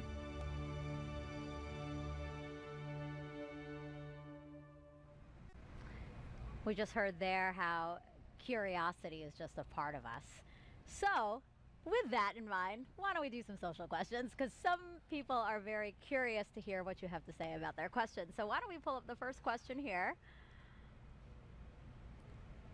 What are your thoughts on the responsibilities that come with going to space? Obviously a question for you. I am not going to space. Yeah, the opportunity to travel to space comes with a lot of responsibility. I think for all of us, it's a huge honor to be a part of these teams, and the work we're doing is so critical in supporting scientific discovery on the ground. So on the International Space Station, we're a national laboratory. Our crew executed over 350 different scientific experiments during our 6-month mission. And so when you think about that, it's years of work to get one of these payloads or an experiment on the space station. Yes. And sometimes that's someone's life's work you're holding in your hands and executing. And so being prepared for those moments is really important, and understanding how to bring the team from the ground into solving complex problems. We take that really, really seriously. And of course, we want to share what that experience is like. Only a few people have been able to go to space. And as we commercialize space, as low Earth orbit becomes more accessible, that'll change. But still, it's only available to some of us. So we really want to share what that's like and the perspective we gain from our time up there. It's really great to see and hear that you guys acknowledge that, right? Like that this experiment that you're holding, that you're working on for 6 months, somebody has been working on literally for years. I mean, I've talked to some scientists and they're saying, oh, this has been my life's work, 20 years of my life's work. So yeah, that was a really good question. I like that question a lot. Okay, we have another one from social media here. Astro Kayla, have you considered what you might say if you had the opportunity to be the first female to set foot on the moon's surface? No, I have not considered that. If I was in that role, it's something I would take really seriously. I think the iconic words of Neil Armstrong, you know, one small step for man, one giant leap for mankind, are something that we all know, whether you witnessed that moment or not, or it happened before you were born. For me, I think we all have that embedded in our psyche, those important words. So I think it's something I would have to think a lot about ahead of that mission. Yeah, that would be in the history books. That'll be something you're remembered for. Oh my gosh, I'd be so anxious delivering it, even after I've thought of what I want to say, like to actually open my mouth and say it from the surface of the moon. Wow. Yeah. That we'll have to think about that one for sure. Okay, let's see another question here. Oh, why is the spacesuit orange in color? That's an awesome question that I wish I knew the answer to. Megan and I were actually talking about that earlier when we had Snoopy up here. It's a continuation of the same suit that we used during the shuttle era, and I was kind of hypothesizing that maybe it's to help forces if for some reason when we landed in the water we had to get out of the capsule for some reason, it would be easy to see us. But that I'm gonna have to take a phone a friend on that one, I think, to know the real answer. I'm sure somebody will be commenting on social media right now with what the real history behind the orange suit is. I'm trying to think about it too. I'm thinking, does it have anything to do with SLS being orange because of the foam match your insulation? vehicle. Yeah, why not? Maybe it's that. I don't know. I don't know. We got stumped. That was our first one that we got stumped on. Do we have another question? All right. If you could name one of the moon's craters, what would you name it? Oh man, what would you name it, Megan? I don't know. That's a big decision. I thought you might say the name of your zero-G graph. Oh, FOW? Yeah, maybe. I don't know. That's a pretty big responsibility, I think, to name these geological features. And a lot of the craters on the moon already have names. So I'm sure there's some that maybe they haven't named, they're too small, or we haven't explored them yet. But a lot of them already do have names. Like we're going to be exploring the edge of Shackleton Crater as part of Artemis mission. So a lot of them are already named and mapped. Yeah. Thanks for throwing it back on me. I was like, I don't know. Do you think like our parents or husband or fiance are now upset that we didn't say them? I don't know. I mean, I don't think so. I think they understand. All right. These are big decisions. This is. All right. Last question here for this segment, at least. What will Orion do when it gets to the moon? So for this mission, Artemis 1, it's actually going to orbit the moon and then go into a distant retrograde orbit. And so it'll get really close as 62 miles, and then go way past the moon and way deeper into space than we've ever been before. So Yeah, the Orion vehicle will be checking out all of its systems. We're going to be analyzing that data from the ground, and then we're going to see that it can survive re-entry and a successful splashdown off the coast of San Diego. Yeah, that was a good question too. Okay, well again, just keep those questions coming. You know, we're entering into this launch window, and we do have time, so we'd love to hear from you, and we'd love to try at least to answer most of your questions. So you've been hearing throughout the broadcast all the different science that returning to the moon will enable us to do. So there's actually something called the Prime 1 mining experiment, and that's going to robotically look for ice and other resources below the lunar surface. NASA's first polar resources ice mining experiment, also known as Prime 1, will robotically look for ice and other resources below the lunar surface. Thanks to data from spacecraft orbiting the moon, scientists believe that the polar regions contain water ice in the form of ice just below the surface. With the right technologies, that ice is a game-changing resource that can be mined and used to produce propellant and breathable oxygen for future explorers. Under NASA's Commercial Lunar Payload Services Initiative, the agency selected intuitive machines to fly and land Prime 1 on the moon's south pole. Prime 1 will land near the Shackleton crater to drill into the lunar soil in an area that could contain water ice. Prime 1 is made up of two instruments, Trident, the regolith and ice drill for exploring new terrain, and M-SOLO, the mass spectrometer observing lunar operations.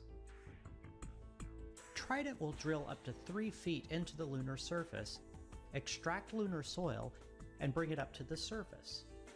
Trident drills to its maximum depth in multiple phases, stopping at different increments.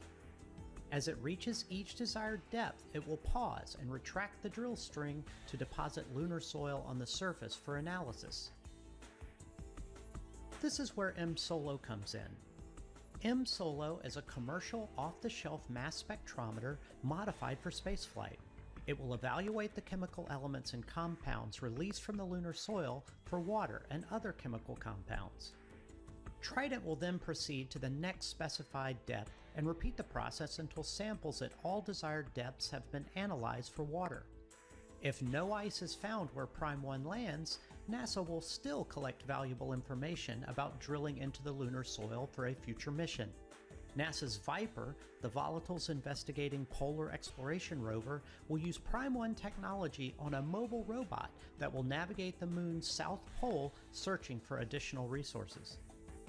Prime 1 data will help NASA assess lunar resources to inform future Artemis missions and a robust human presence on the moon.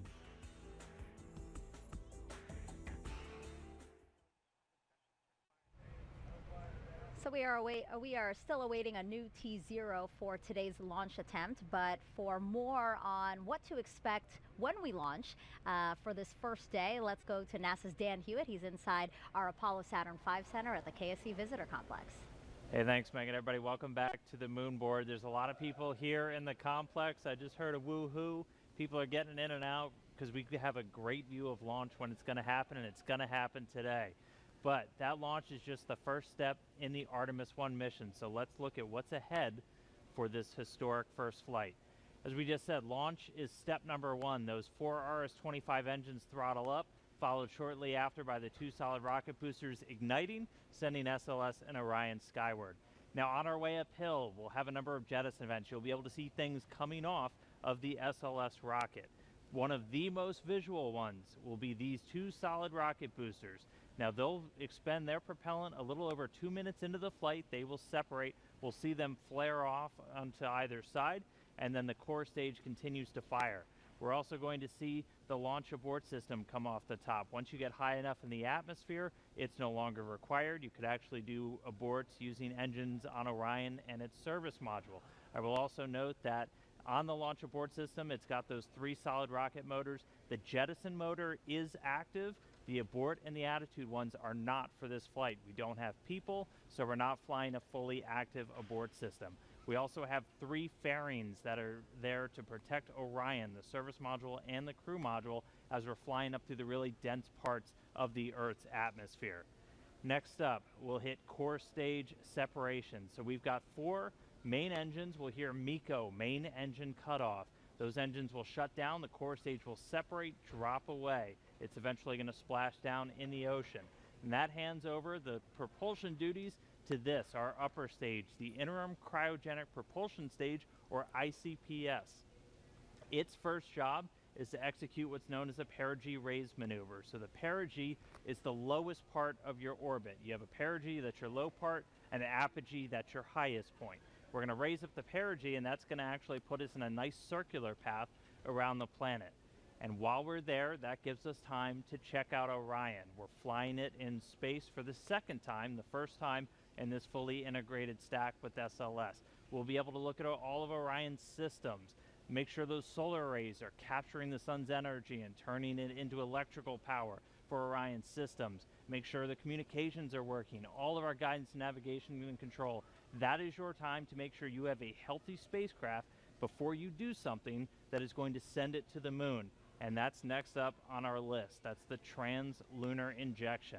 For today's launch profile, that's going to be a firing of about 18 minutes of that single engine on the upper stage.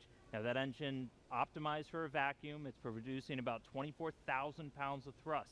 So it's a pretty big engine, and it's doing that because we need enough energy to be able to send our payload, Orion, beyond low Earth orbit and send it on a path to head out to the moon. Now after that burn is complete, ICPS separates. It's going to do what's called a disposal burn. So it's going to send itself on a path from Earth around the moon and slingshot out into what's known as a heliocentric orbit. So it's going to completely leave the Earth-Moon system and go into orbit around our sun. But after it separates, propulsion duties get handed over to this, the European Service Module, and it's got a couple of different engines that it's going to be using, and we're going to be testing those out just on day 1. We're going to do what's called the Outbound Trajectory Correction Burn 1. And we'll do a couple of these trajectory corrections as we're flying out to the moon, but that first one is that first critical test of this large engine, the Orbital Maneuvering System engine. That's the one that has the most thrust, generating about 6,000 pounds of force in a vacuum, and that's what's going to be doing a lot of our maneuvers, or giving us that pushing power as we do these maneuvers around the moon to enter into what's known as Distant Retrograde Orbit, or DRO. And that's this dotted line that you see around here. Now we call it distant basically because of the distance we're away from the moon. We're about 40,000 miles, a little bit less, off the lunar surface. And then we call it retrograde because the moon orbiting planet Earth in this direction, going in a counterclockwise fashion, we're going to be entering into a clockwise orbit around the moon, opposite retrograde. Now to do that, we're going to get in close, we're going to dip in off the lunar surface. We're going to be about 80 miles, 80 statute miles off the lunar surface as we do this outbound powered flyby. Again, the major thrust coming from that Orbital Maneuvering System engine. After we do that, we'll do a final maneuver to actually go into that distant retrograde orbit, that DRO. Now, why DRO? Why are we not just going around the moon and coming back on like a free return trajectory, which we did on some of the Apollo missions? Well, in DRO, it's a very stable orbit. It doesn't require a lot of fuel to maintain that area around the moon. So it gives you a lot of time to really test the spacecraft.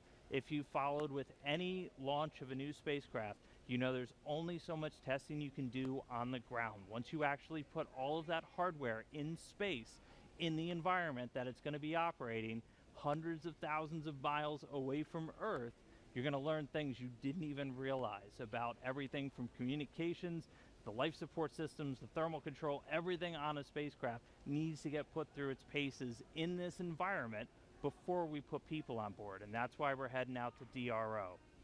Eventually, though, it's going to be time to come home, and we will do a DRO departure maneuver. This, again, firing up that Orbital Maneuvering System engine and others on the service module, and this is what's going to commit us from leaving the moon and heading on back towards Earth.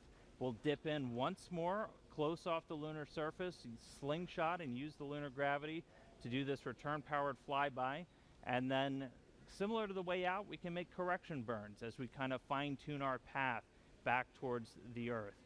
and then it's time for re-entry. A couple of things happen before that. One of the really critical ones, spacecraft separation.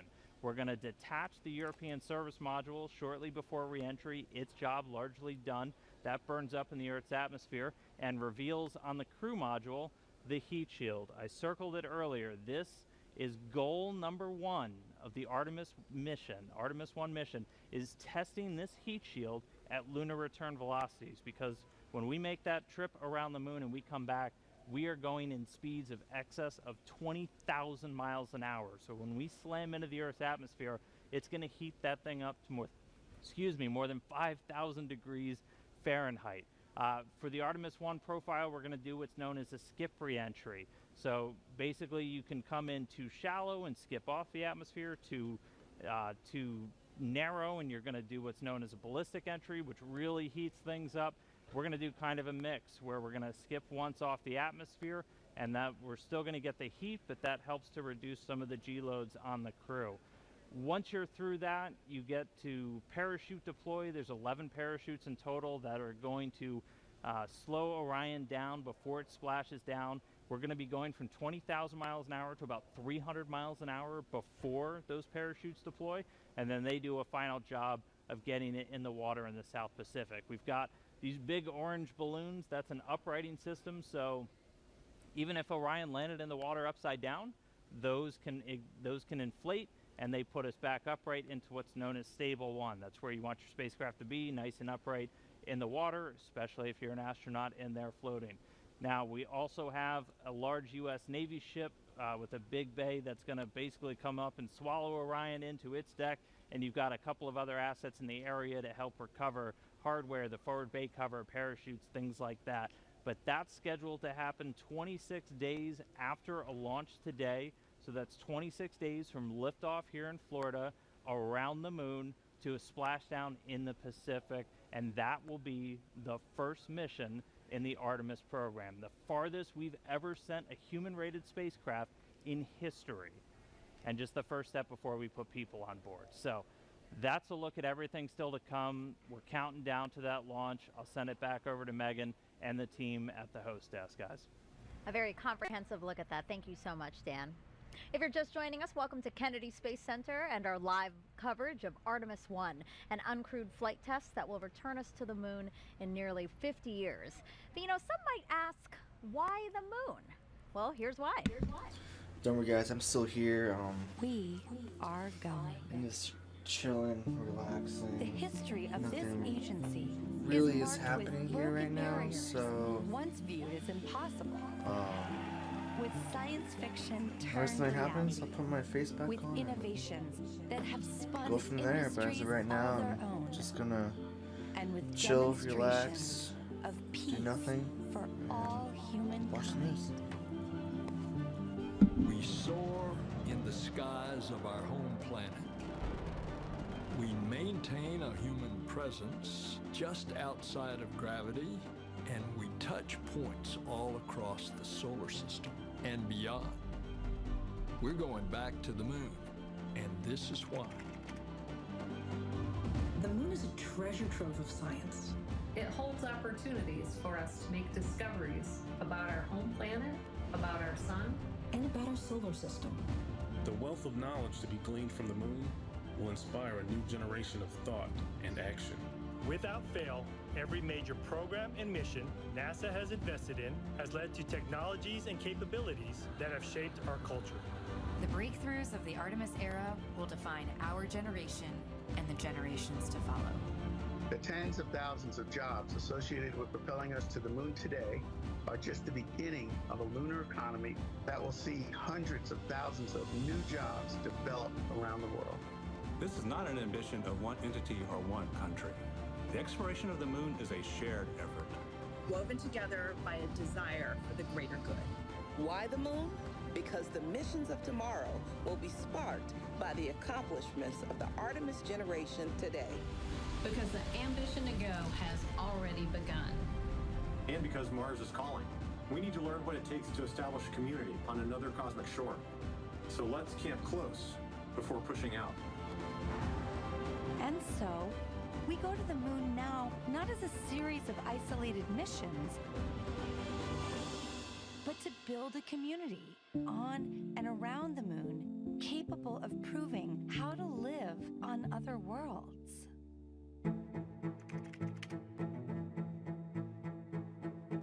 We'll use the lessons from more than 50 years of peaceful exploration to send a new generation to the lunar surface to stay. We will anchor our efforts on the lunar South Pole to establish the Artemis Base Camp, positioning us for long-term science and exploration of the lunar surface. We will prove what it takes to assemble a complex ship in deep space.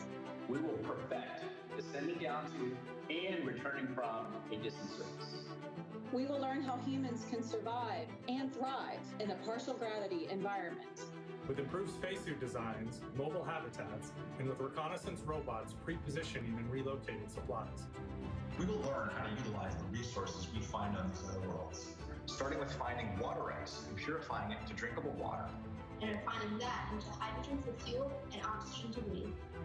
We will establish fission power plants on the surface of the moon, capable of supporting a growing community of efforts. And we will expand the logistics supply chain to enable commercial and international partners to resupply and refuel deep space outposts. None of this is simple or easy, but nothing in our history ever has been. The Eagle has landed. You got a bunch of guys about to turn blue. We're breathing again. Thanks a lot. This kind of continuous lunar presence is a natural extension of all that we've learned in low Earth orbit. And what we will accomplish there will ensure the monumental missions to Mars are within reach. As we ready the launch of the first Artemis mission, and as commercial companies ready their lunar landers for the first private payload deliveries, we have already begun to take the next step.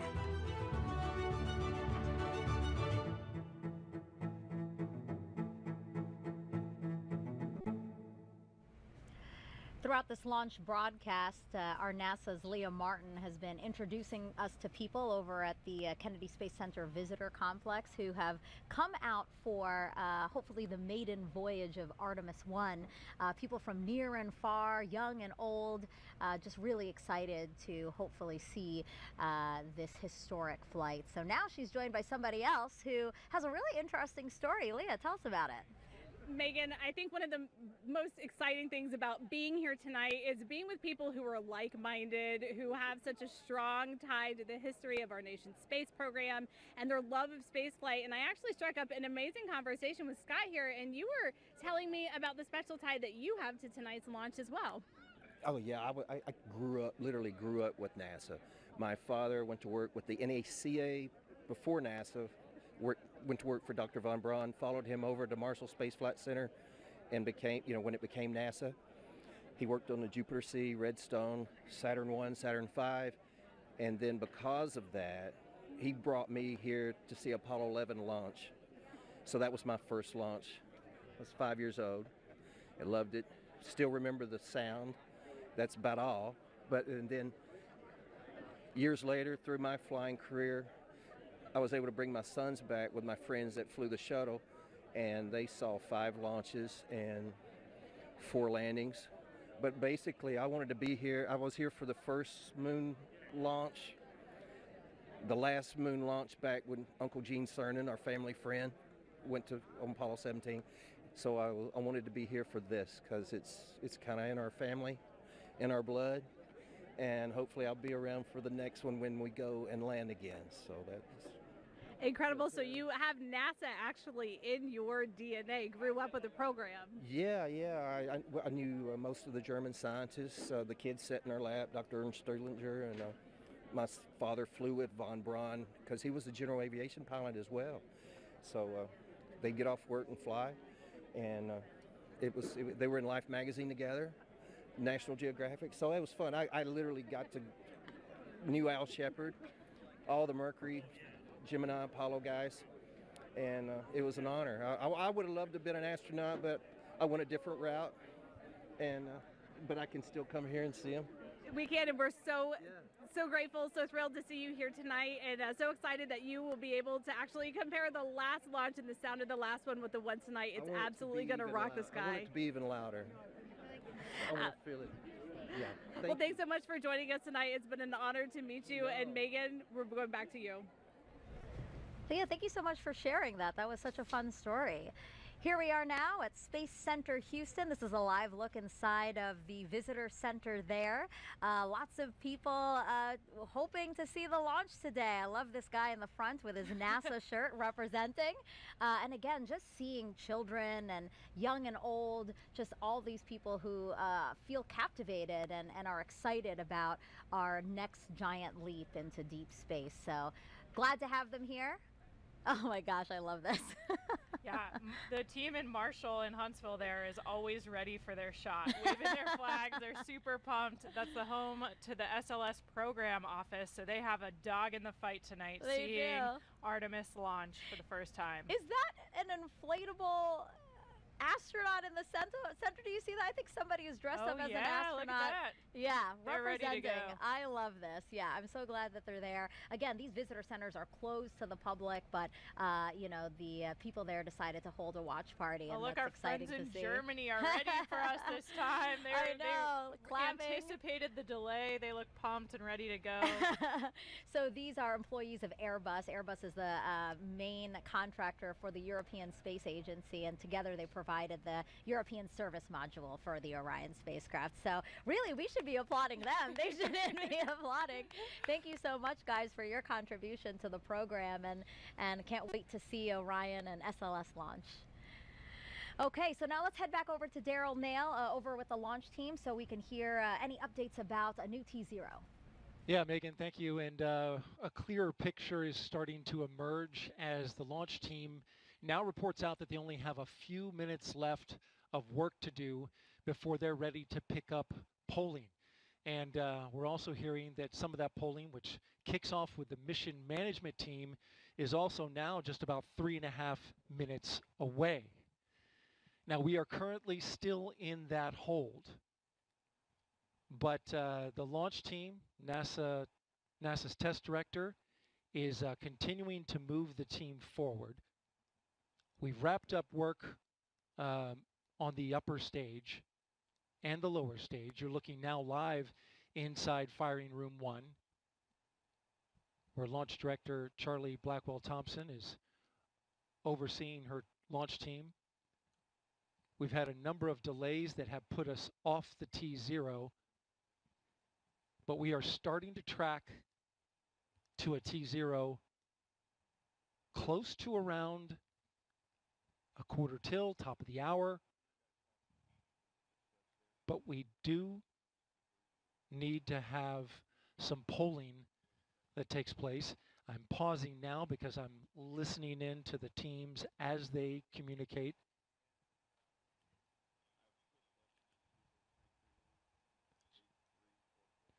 In this launch window, which we're currently 26 minutes into, and it's 2 hours long, it runs until 3:04 a.m. Eastern Time. We have what's called 40 cutouts.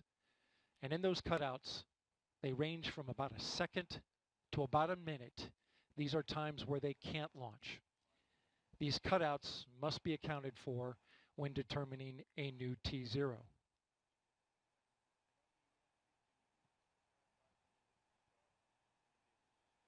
The upper stage of the rocket, which was the last to get ready and configured, just recently, the team cycled the liquid hydrogen valves, which is required. And they are currently working on the LO2 valves, liquid oxygen valves in the upper stage. That work is almost done.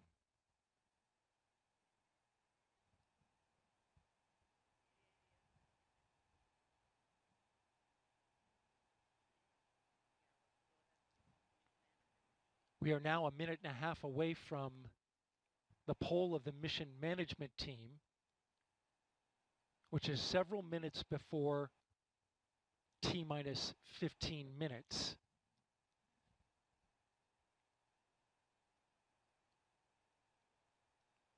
When that poll starts, we'll get a clearer picture of RT0.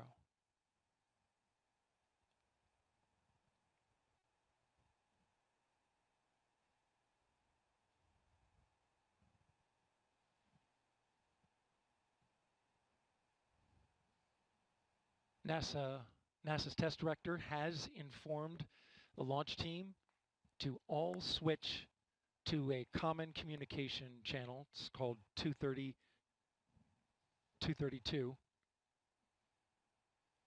And what this means is that the entire launch team is now on one channel, and all future communication will happen there, whereas there are many channels. Now they reduce it down to one.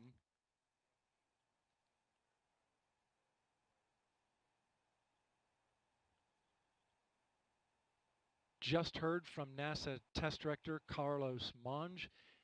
I'm sorry, Jeff Spaulding. Jeff Spaulding's on. They swapped out. There are currently no constraints to launch. Great news. Again, no constraints to launch. And they're getting ready to pick up with a poll to determine readiness for launch.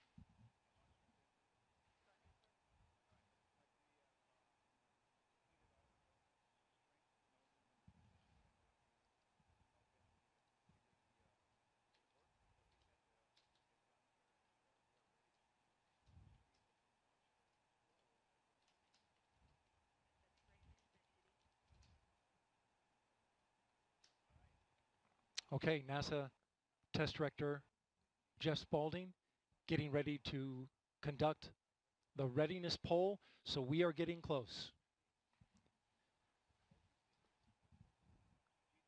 We're going to pull up the audio now so that you can listen in.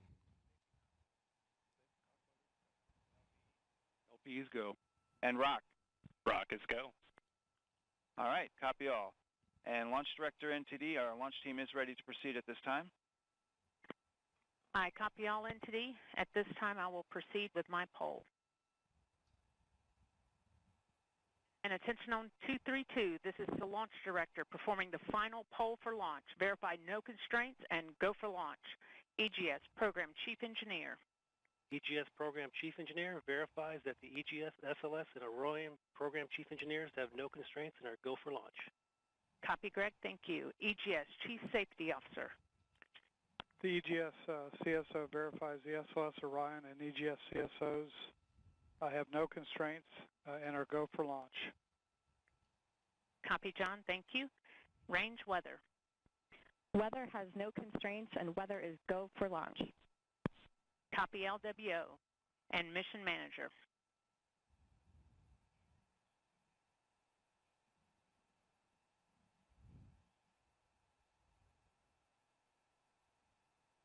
And Mission Manager, Launch Director. Launch Director, Mission Manager on 232. The mission management team has been polled. You have a go to proceed with terminal count and launch of Artemis 1. I copy all. Thank you. And NTD, Launch Director. Go ahead, Launch Director. Yes, sir. On behalf of all the men and women across our great nation who have worked to bring this hardware together to make this day possible, and for the Artemis generation, this is for you. At this time, I give you a go to resume count and launch Artemis 1. Copy, Launch Director, and thank you. All right, we do have a couple of steps to configure, and then we will be ready to resume the clock. CVSE, NTD. CVSE here. Initiate recording of Orion cameras at this time. In work. RNTD. RSR here. Perform the booster ignition SNA arm rotation enable. NDT, RSR, booster ignition SNA arm and rotation enable is complete. And I copy. Thank you. Okay, so there you heard the poll from Launch Director Early.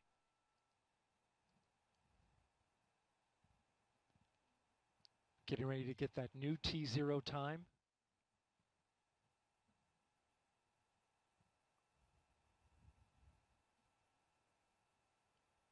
The poll that you heard was the NASA test director's poll. And all right, and we have verified no cutouts at this time. And all personnel, we are going to resume the clock. GLS, you can resume the clock on your mark. GLS copies. Countdown clock will resume on my mark. 3, 2, 1, mark.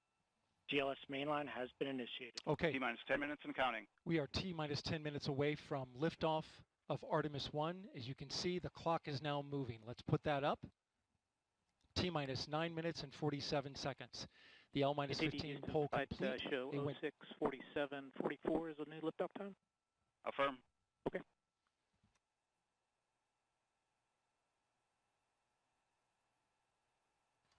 Oh, 1:47:44, 1:47 a.m. Eastern Time and 44 seconds.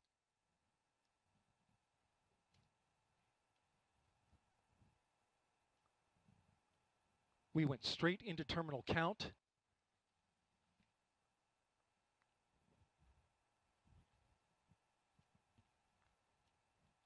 Liftoff now 9 minutes away. So terminal count.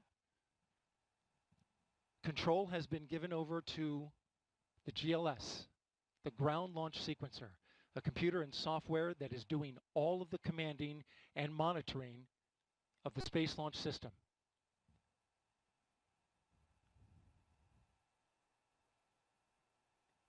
We'll hear call-outs from the GLS operator, Alex Pandalos.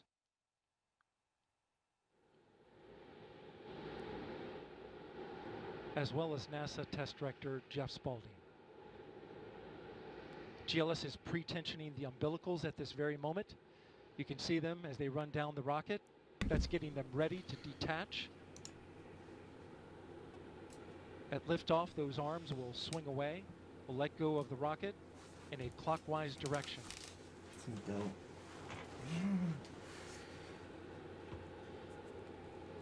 Alright guys, so you heard. They're launching this motherfucker in space. T-minus 8 minutes and counting. 8 minutes to launch. The GLS is performing up to 100 commands per second. Now is where we get stressed out. Including configuring ground systems for power transfer to the rocket. GLS is turning on cameras, recording video inside and outside the crew module to collect data for engineers. Purging the aft skirt booster with high flow nitrogen. Clear out any hydrogen gas that may be there.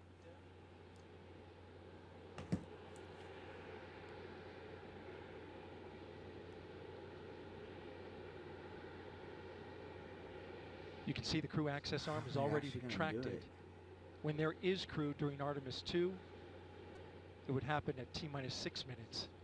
But out of abundance of caution, they went ahead and retracted the arm well ahead of liftoff. Want to point your attention to the base of the mobile launcher. Something wasn't done to reduce the power from the pressure caused by the rocket's ignition and thunderous sound. It could damage the rocket. So the ignition overpressure and sound suppression system will flood the mobile launcher with water. You'll see that sequence start at T-minus 17 seconds.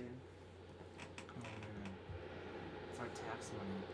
Now coming up in less than 30 seconds, the ground launch sequencer will start bringing the high energy systems online, starting with core stage pressurization.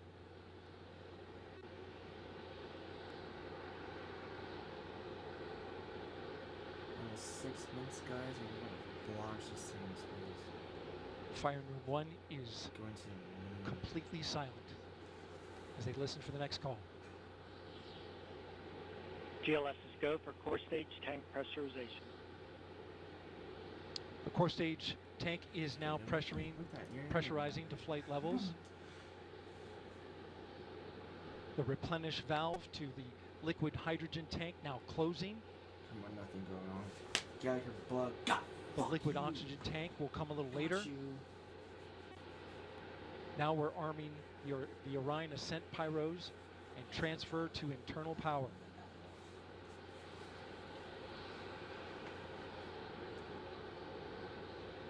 The launch abort system, or LAS jettison motor, is now armed. On this flight, the abort motor is inactive because there is no crew on board. Up next is the flight termination system, or FTS, which gives the Space Force the ability to destruct the rocket if it goes in the wrong direction. You got 2-hour launch window, so if it goes down to 10 seconds and they abort it. GLS is go for FTS arm. The flight termination system is now armed. Wrong with it, but coming up at 4 minutes and 40 seconds, a big moment. This is where the RS-25 engines and their bleed go to high flow. It's been a little tricky to dial in. GLS is go for LH2 high flow bleed check.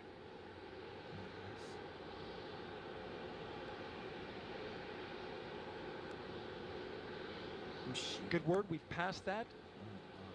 The cryo team got the LH2 engine bleed pressure loop dialed in.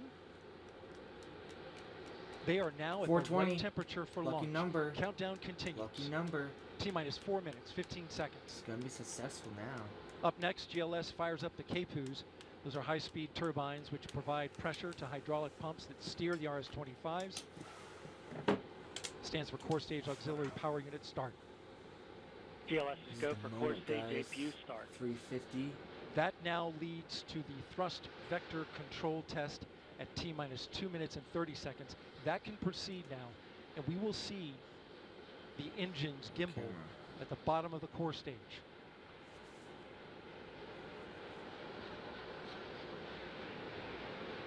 So blurry.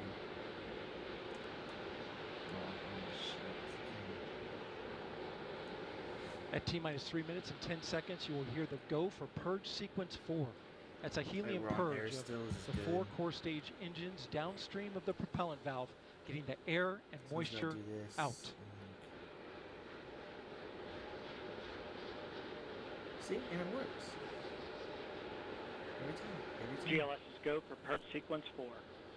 And in just a few seconds, GLS will close the core stage LOX vent, liquid oxygen. The white vapor cloud causing the super cold gaseous oxygen condensing the water in the atmosphere will disappear. You see it coming out there now. And there it goes, it's closed. LOX vent closed, pressure rising in the core stage LOX tank to flight levels. Here we go.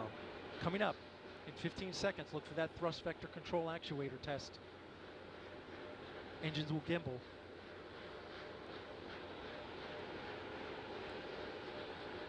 Dad, are you watching and there it? They go. The 4 core stage RS-25 engines gimbaling around. Oh, they're gimbaling. Testing Here we go. the ability to steer the rocket into space. This is the moment we've all been waiting for. They will operate at 109% performance. Each RS-25 throwing down a $500,000 pounds of thrust. All 4, 2 million pounds. Altogether with the boosters, 8.8 million pounds of thrust. GLS is go for upper stage to internal power. Now the upper stage has gone to internal power. Here we go. So power is removed from the rocket's upper stage, the ICPS, and it's been switched to battery power.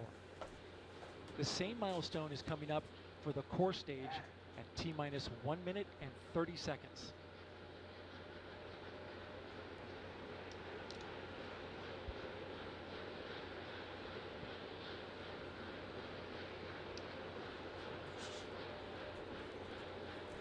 GLS go for core stage to internal power. Minute 20. The rocket's core stage, which houses the 3 flight computers, is now on battery power. So there is no more hold time available because there's no more margin on the batteries. So if we have a hold, we'd have to recycle back to T-minus 10 minutes and recharge those batteries. The count continues. A note now, shortly after liftoff. This is it, guys. 1 minute. Officially. Shortly after liftoff, Mission Control Houston will take control of the rocket, and my colleague, Leah Cheshire, will take over commentary. T-minus 50 seconds and counting. Coming up at T-minus 33 seconds, the GLS will hand off control to the ALS. This is the autonomous launch sequencer. On board the rocket, it will take over command and control of the rocket. It's live. But the ALS will check, make sure there's no holds coming from the ground up until T-minus 2 GLS seconds. is go for ALS. And we are go for ALS. Let's go. The Space Launch System 20 is seconds, now 20 counting down to seconds. liftoff of Orion on its maiden voyage to the moon. Dad, this is it, Dad. Launch team can this is no it. Cycle the count. Sound suppressor water now flowing. It's gonna launch. ML. And here we go. Here we go. 10. Hydrogen burn-off igniters initiating. 7, 6, 5. 4-stage engine start. Yes. 3, 2, 1. Boosters in ignition. And liftoff of our Yes! We rise together. Fuck yeah! Look at that thing go! Wow! All 4 RS-25 engines on the core stage and 2 solid rocket boosters now propelling the vehicle at 128 miles It's per hour. airborne. It's airborne. Hearing good It's good fucking control doing of all it, bro. engines in Mission Control Houston, all good calls so far. Now 30 seconds into the flight of Artemis 1. Wow. First milestone will be for the vehicle to pass through max Q in about 1 minute and 9 seconds into It's launch. doing it. This is the greatest period of atmospheric force on the rocket.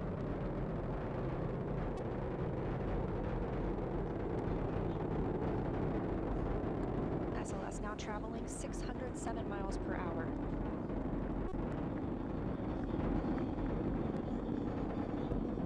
Come on, You're baby, looking at don't blow up. 8.8 million pounds of maximum thrust. Quiet here in the loops in Mission Control.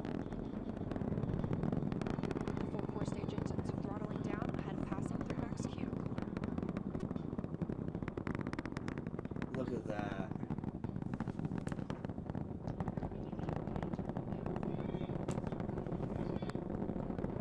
Now 1 minute, 21 seconds into the Look flight, at traveling that. at 1,420 miles per hour. The 4 core stage engines are back at maximum thrust. Come on, baby. Come on, baby. Don't blow up. This is it. The next major milestone will be for the solid rocket boosters to cut off and jettison at about 2 minutes and 11 seconds into the flight, so about 30 seconds from now. It's good. It's good. It's good. And quiet here in Mission Control Houston as teams continue monitoring the flight of Artemis 1. We're now 16 miles downrange from the launch pad at Kennedy Space Center, traveling over 2,800 miles per hour.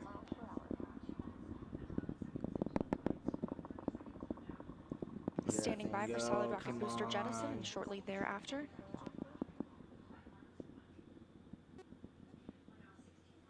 They separated. They separated. Nice. Look at that. Confirmation that the solid rocket boosters have separated. Nice. 177-foot boosters. Now the core stage continues to power the flight of Orion, all 4 RS-25 engines firing, traveling over 3,400 miles per hour, 46 miles downrange. Wow. 2 minutes and 36 seconds into the flight. This is Hearing fucking nominal calls here good. in This Mission is Control good. Houston. We've still got 4 good engines on the core stage. Next up, we'll be looking for the service module fairing to separate. This is 3 15 by 15 foot fairing panels, providing structural support, protecting the service module. Those will separate at about 3 minutes and 11 seconds into flight, and very shortly thereafter will be followed by the launch abort system separation. Just over 3 minutes into the flight of Artemis 1, now traveling over 4,060 miles per hour, 83 miles downrange. We just had confirmation that the service module fairing has separated.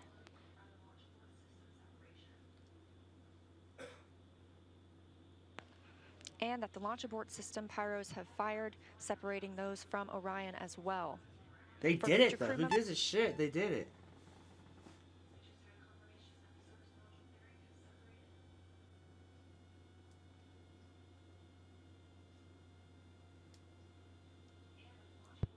We just heard the call for 3-engine press, meaning if SLS were to lose an engine at this point in the mission, we could still achieve a nominal mission.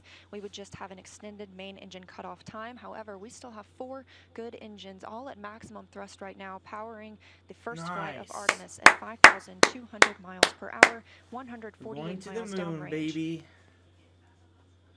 We're going back.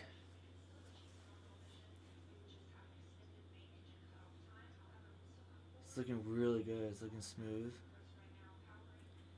We're 4 minutes and 16 seconds into the flight of Artemis 1. So far, we've had a clean ascent. We saw those solid rocket boosters jettison about 2 minutes and 11 seconds after liftoff. Shortly after, we had the service module panels, fairings separate, as well as the launch abort system. The launch abort system was inert for this flight, except to perform this separation. Those 4 core stage engines will continue to fire and power the flight of Artemis 1, now traveling over 6,800 miles per hour, 229 miles downrange. Booster flight controller reports that the engines are looking good.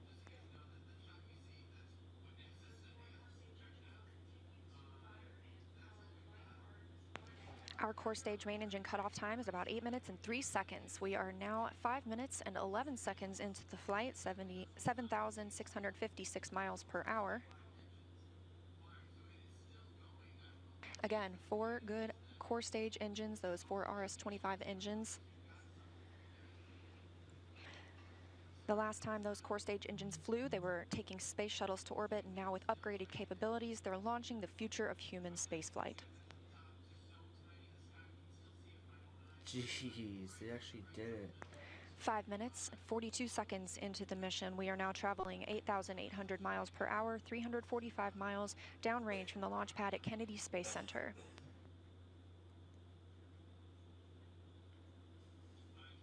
Again, we are anticipating core stage main engine cutoff at about 8 minutes and 3 seconds. And about 10 seconds later, we'll see core stage separation, at which point Orion and the interim cryogenic propulsion stage will be flying free. Now traveling over 10,000 miles per hour, 6 minutes and 15 seconds into the flight of Artemis 1, 427 miles downrange. Quiet here on the loops in Mission Control Houston. Teams continue to monitor this first flight.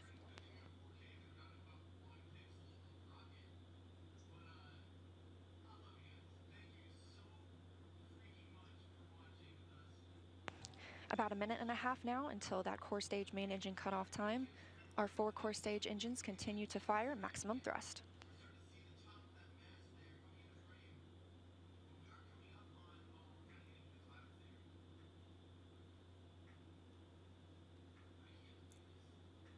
Using that separation. Coming up on 7 minutes since launch today, now traveling over 12,800 miles per hour, 563 miles downrange. Again, still quiet here in Mission Control Houston.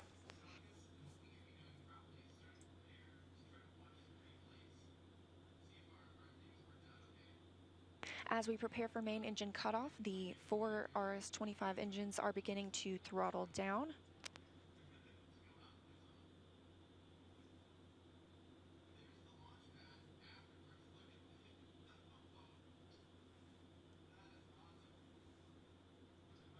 "30 seconds now until core stage main engine cutoff. All 4 engines continue to throttle down.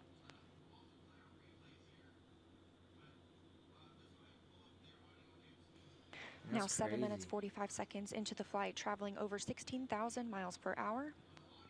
16,000 miles per hour. Continuing to hear good calls here in Mission Control Houston. Jeez. We're standing by for core stage main engine cutoff.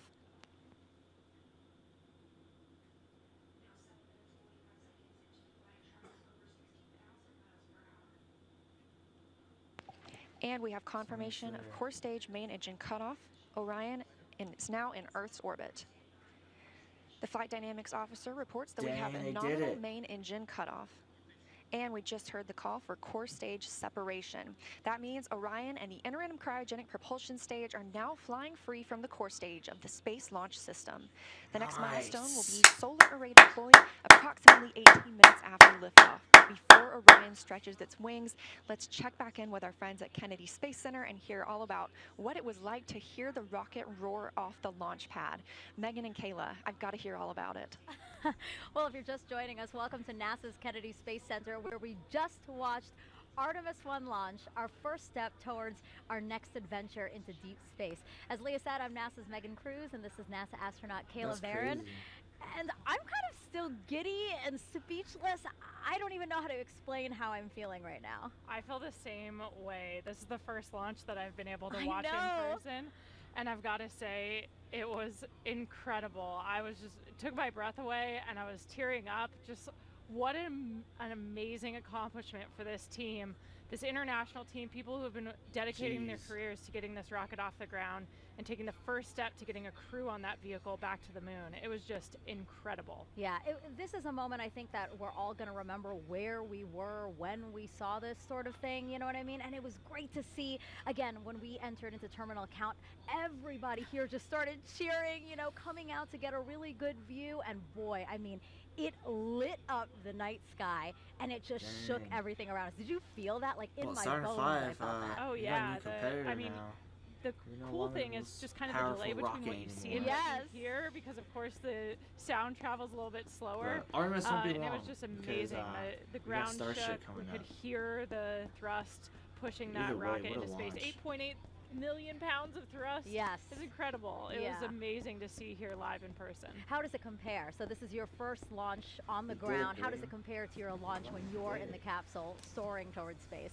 I mean, equally emotional, I think. We train for everything, and so when we're in that capsule waiting for launch, we're just running our procedures. You could almost, you know, trick us and say that we were in the simulator and it wasn't real, but like in that moment of liftoff, when the thrust builds underneath you, like we saw it today, it's just hard not to be overwhelmed by the emotional experience, the excitement, the joy of that moment. It's incredible. Yeah, I think we can't say it enough. This team really deserved this moment. They've been working so hard for this moment. When I heard that we got into terminal count, it was, I felt a sense of relief and excitement for them that I think everybody here did. You know, we really wanted them to succeed. We really wanted to see the launch today. And wow, I will never forget this. Me neither. It was an incredible experience to be here and see that happen. Yeah. Was there anything that was particularly surprising to you? Again, this is your first launch. You know, what were you expecting?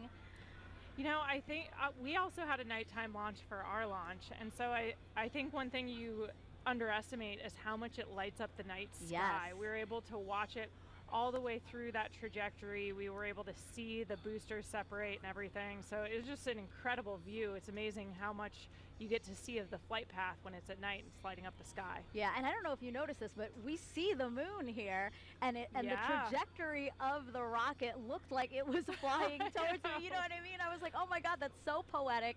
It's so beautiful. I'm so glad we launched today. Yeah. Wow. Congratulations to the team.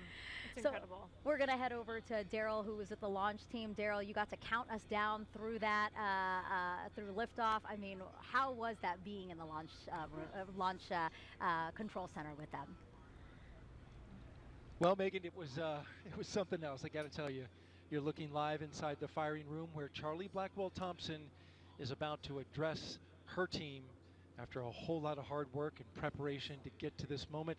Let's stand by and listen to her now. Comm check. But you can't hear it in the room. Can you guys hear me? No. Hey, Jeremy.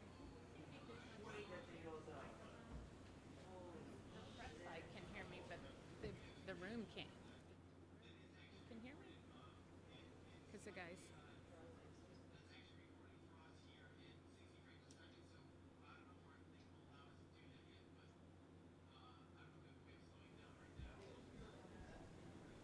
I don't know what he's telling me to do.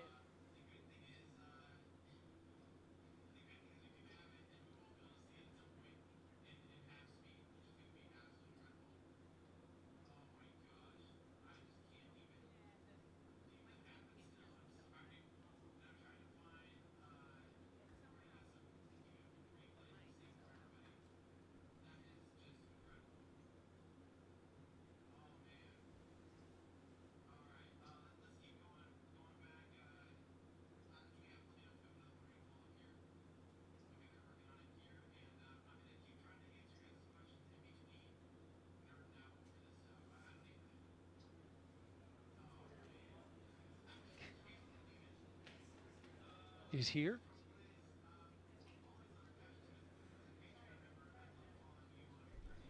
Can you guys hear me?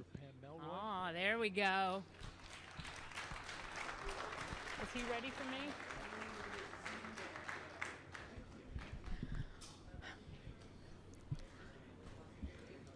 Well, for once, I might be speechless. So you guys know I have talked a lot about appreciating the moment that you're in. And we have worked hard as a team. You guys have worked hard as a team for this moment. This is your moment.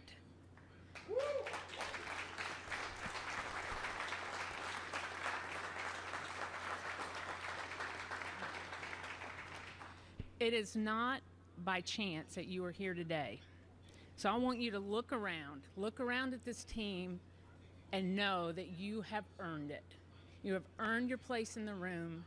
You have earned this moment. You have earned your place in history. You were part of a first. Doesn't come along very often. Once in a career, maybe. But we are all part of something incredibly special, the first launch of Artemis.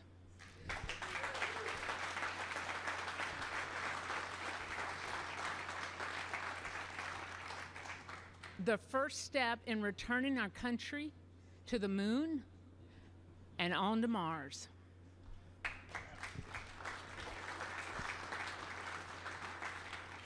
What you have done today will inspire generations to come. So thank you. Thank you for your resilience. You know, I said at the pre-test briefing, the harder the climb, the better the view. We showed the Space Coast tonight. What a beautiful view it is. So congratulations.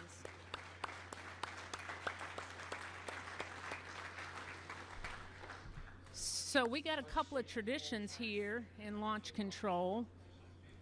And the first one is when you're in the position for the first time, you get a tie cutting.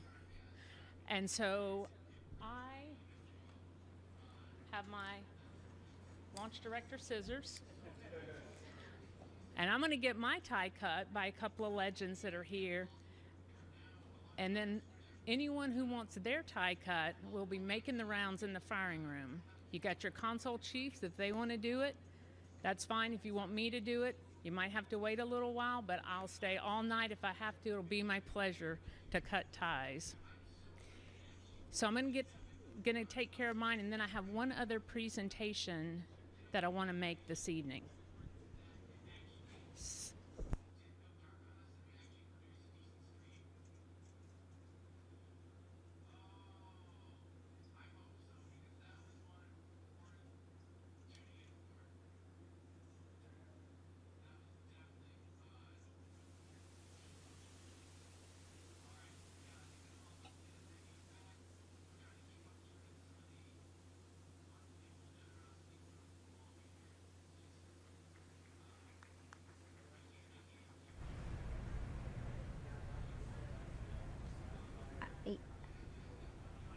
This is Charlie Blackwell-Thompson, Artemis 1 launch director. She just got her tie cut. That is a tradition here at NASA. We just got to hear her talk to the team, and one thing that really stuck out to me that she said is that they've really earned their place in history. We're coming up on solar array deploy. Let's go on to Leah. Thanks, Megan. And yes, we're here in Mission Control Houston, still monitoring the Artemis 1 mission and the first flight of Orion atop the Space Launch System. So far, we saw successful liftoff at 1:47 a.m. Eastern Time, all the way through separation from the core stage. We now have Orion and the interim cryogenic propulsion stage flying free. And we've just heard that we have initiated solar array deploy. So we are turning our focus to that. The spacecraft was running on battery power, but stretching these wings will allow it to stop relying on those batteries and significantly extend the time it can stay in space. So solar array deploy takes about 12 minutes, we have 4 solar arrays that we need to deploy and latch. These will provide power to the spacecraft on its journey to distant retrograde orbit and all the way back to Earth. Once these are properly configured, again, Orion will no longer need to rely solely on battery power. And we expect this to be done about 30 minutes after liftoff. Right now, we're 19 minutes since liftoff today. Orion is now traveling 17,175 miles per hour. We're continuing to hear good calls here in Mission Control Houston from the flight controllers monitoring the mission. A little bit about these solar arrays as we wait. Again, we heard the call that the deploy has been initiated. We'll hear a little bit more about that once they start to unfold. These 4 solar arrays generate 11 kilowatts of power, which is enough electricity to power 2 3-bedroom houses, and they have a wingspan of 63 feet. Just one of these 6.5 by 6.5 foot panels has 1,250 solar cells, so you're looking at a total of 15,000 solar cells. Now, we just heard the call that all 4 solar arrays have been released, so we initially heard the initiation call. That command had been sent. Now those 4 solar arrays are released. Again, this is about a 12-minute process. These solar arrays will deploy straight, and you're getting a live view right now. This is really exciting. They'll eventually be swept back against the vehicle prior to translunar injection burn to prevent any loads from breaking or damaging the arrays. And on the end of each solar array is a camera that will capture imagery for us throughout the mission, along with a few other cameras placed outside and inside the spacecraft to help us monitor and perform various other inspections. Of course, if you recall the Apollo capsule design, there were no solar arrays. We had fuel cells instead. So this design with arrays gives us the opportunity to stay in orbit longer, since we practically have no limit to the energy available for use from the sun. Coming up on 21 minutes since liftoff. Orion is attached to the interim cryogenic propulsion stage. You can see those 4 solar arrays unfolding now. And again, Artemis 1 is a flight test. It's paving the way for a sustainable presence at the moon. Looking forward to the future, Gateway will be our space station in lunar orbit. And we have some similarities and differences in the solar arrays unfolding right now on Orion and those that'll be on Gateway. So like we're seeing now, these are deploying autonomously. The Gateway solar arrays will as well. And while these generate those 11 kilowatts of power, the 2 rollout solar arrays, or ROSAs, on Gateway will generate 60 kilowatts of power. That ROSA design is currently being tested aboard the space station. We have 2 new ones installed and a spacewalk conducted earlier today, preparing for another set. See in background how you see how it's like that, and then before it was so light. Coming up on 22 minutes since liftoff today, Orion and the interim cryogenic propulsion stage traveling over 16,800 miles per hour. The solar arrays deploying now are part of the European service module. It's comprised of 20,000 parts and components. The service module was developed as part of an agreement between NASA and the European Space Agency, or ESA. This is the first time NASA is using a European-built system as a critical element to power an American spacecraft.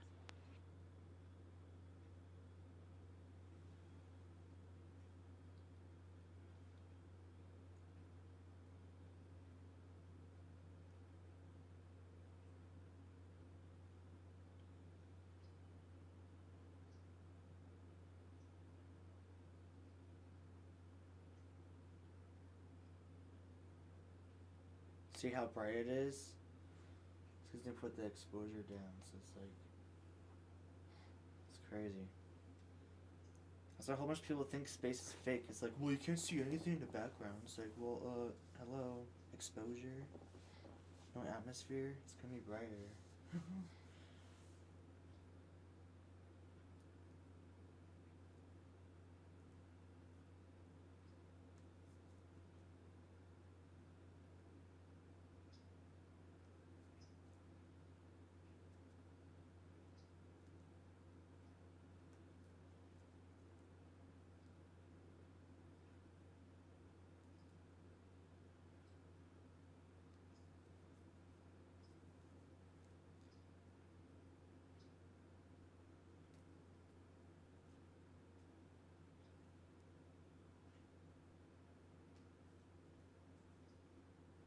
Coming up now, in 24 minutes into the flight of Artemis 1, spacecraft now traveling at 16,500 miles per hour around the Earth. We are in solar array deploy, and we have confirmation all 4 arrays are deployed. Nice.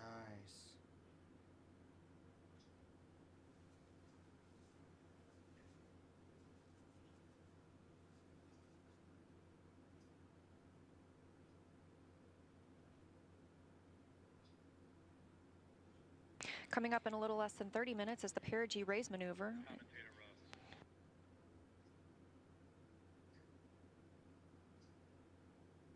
Those cameras are sick.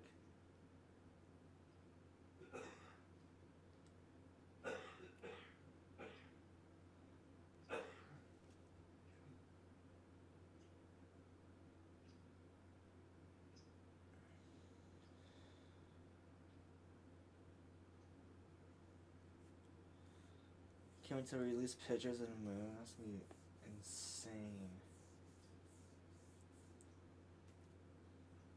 It's gonna be so badass.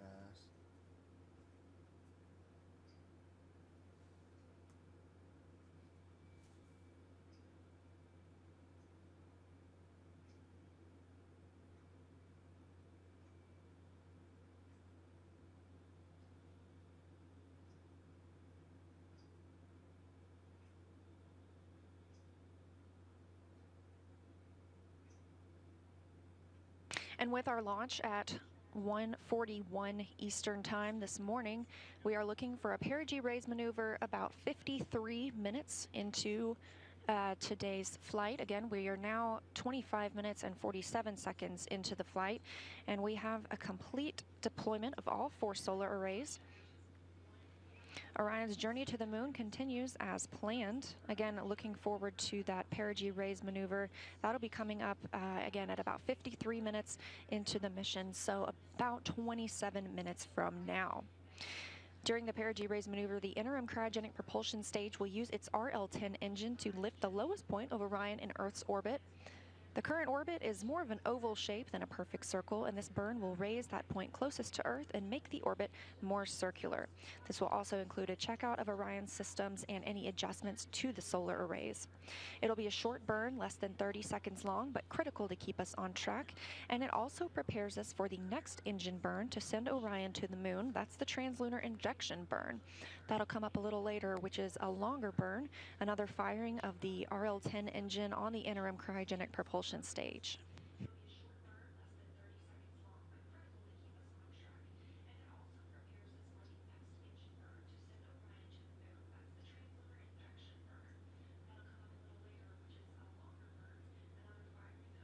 We caught a glimpse there of those solar arrays, and with all 4 solar arrays properly deployed, Orion's journey to the moon continues, and we've got more operational updates coming up shortly, but for now, I'm going to toss it back to Megan and Kayla at Kennedy.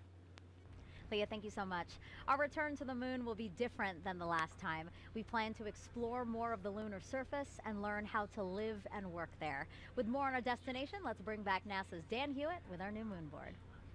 Hey, thanks, Megan. I gotta be honest, we ran outside to catch it. I'm still shaking a little bit. That never gets old. That is always one of the coolest things you'll ever see in your entire life. And that rocket was massive and loud and just so cool. All right, the moon. This is why we call it the moon board, but the moon, you know, since the dawn of time, humans have looked at the sky and shouted at our neighbor, "I'm gonna walk in your face." And in the 60s, we actually did it. 6 times, starting with Neil Armstrong, Buzz Aldrin, Apollo 11, 1969, followed by 5 more successive landings, each time delivering 2 human beings to the surface of the moon. Our last one was Apollo 17, and that was in 1972, Gene Cernan and Harrison Smith stepping off for the last time. Now, we have not sent humans back since then, but they accomplished a lot under Apollo. Lots of technological advancements, deployed science instruments, brought back hundreds of pounds of lunar rocks and regolith, teaching us about the moon and also about our place in the solar system. The moon is fascinating because it doesn't have a lot of the geological processes we have here on Earth. You don't have erosion, you don't have wind and water wearing down rocks. You don't have plate tectonics that are constantly recycling the crust. And so everything out there is really old. In fact, one of the rocks brought back on Apollo 15 called the Genesis rock was dated to be 4 billion years old. So from the primordial beginnings of our solar system. But as Kayla said a little bit earlier, those missions were measured in days, their spacewalks in just hours. With Artemis, we're looking to go and we're looking to stay. And we're not looking around the equator like under Apollo, we're looking at the lunar South Pole. Now, why? So we haven't sent people since the 70s to the moon, but we haven't stopped studying it. We've had orbiters like the Lunar Reconnaissance Orbiter, which has literally just been flying loops around the moon, taking high-resolution images of the surface, so high resolution that you can look them up. They have images of all the different Apollo landing sites, and you can actually see the footprints, the paths they left in the lunar regolith of those sites. We had a mission called L-Cross, which slammed a probe into a crater on the moon, sending out material, some of which potentially hadn't seen direct sunlight for billions of years, and then analyzing what shot out.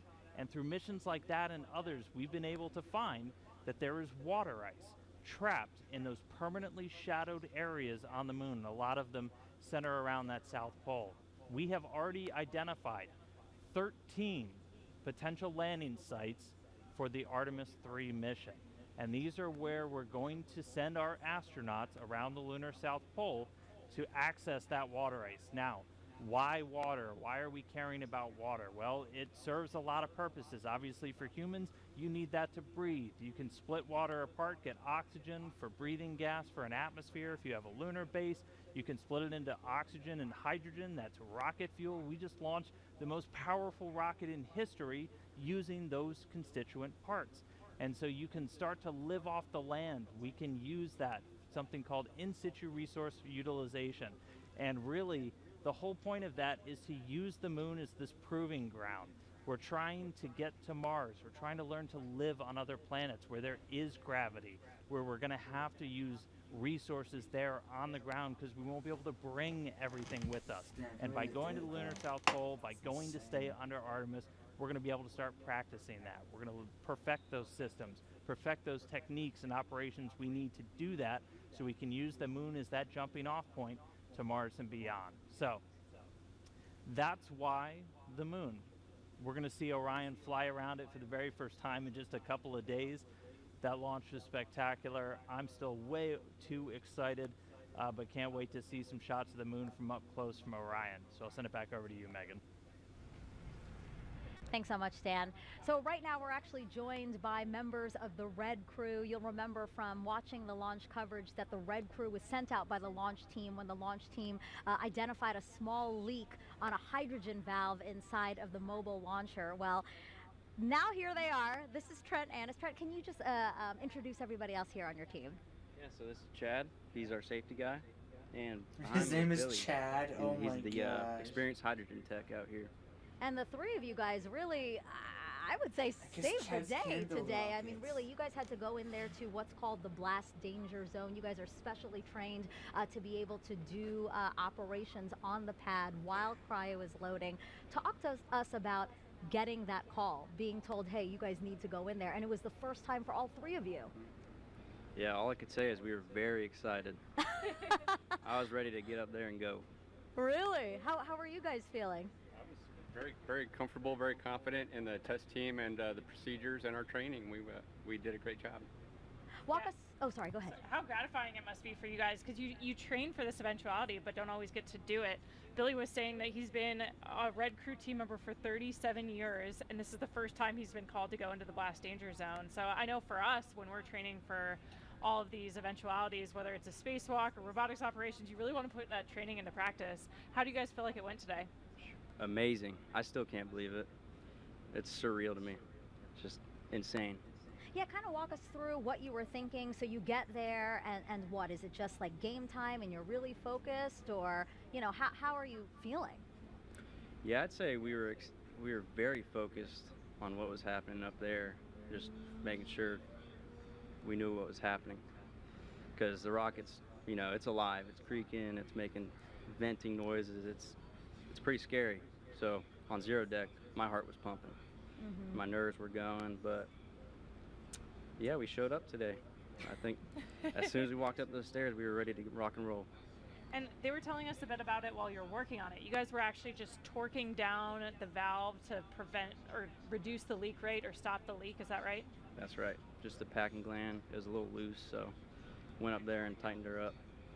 You're probably still like in this, oh my gosh moment, like all of us are. You know, has it actually hit you, like the role you played today in making Artemis 1 launch? You know, I still can't believe it. Like, it's, like I said, it's surreal and just amazing. I don't know about you guys, but... They're nodding along behind you, for sure.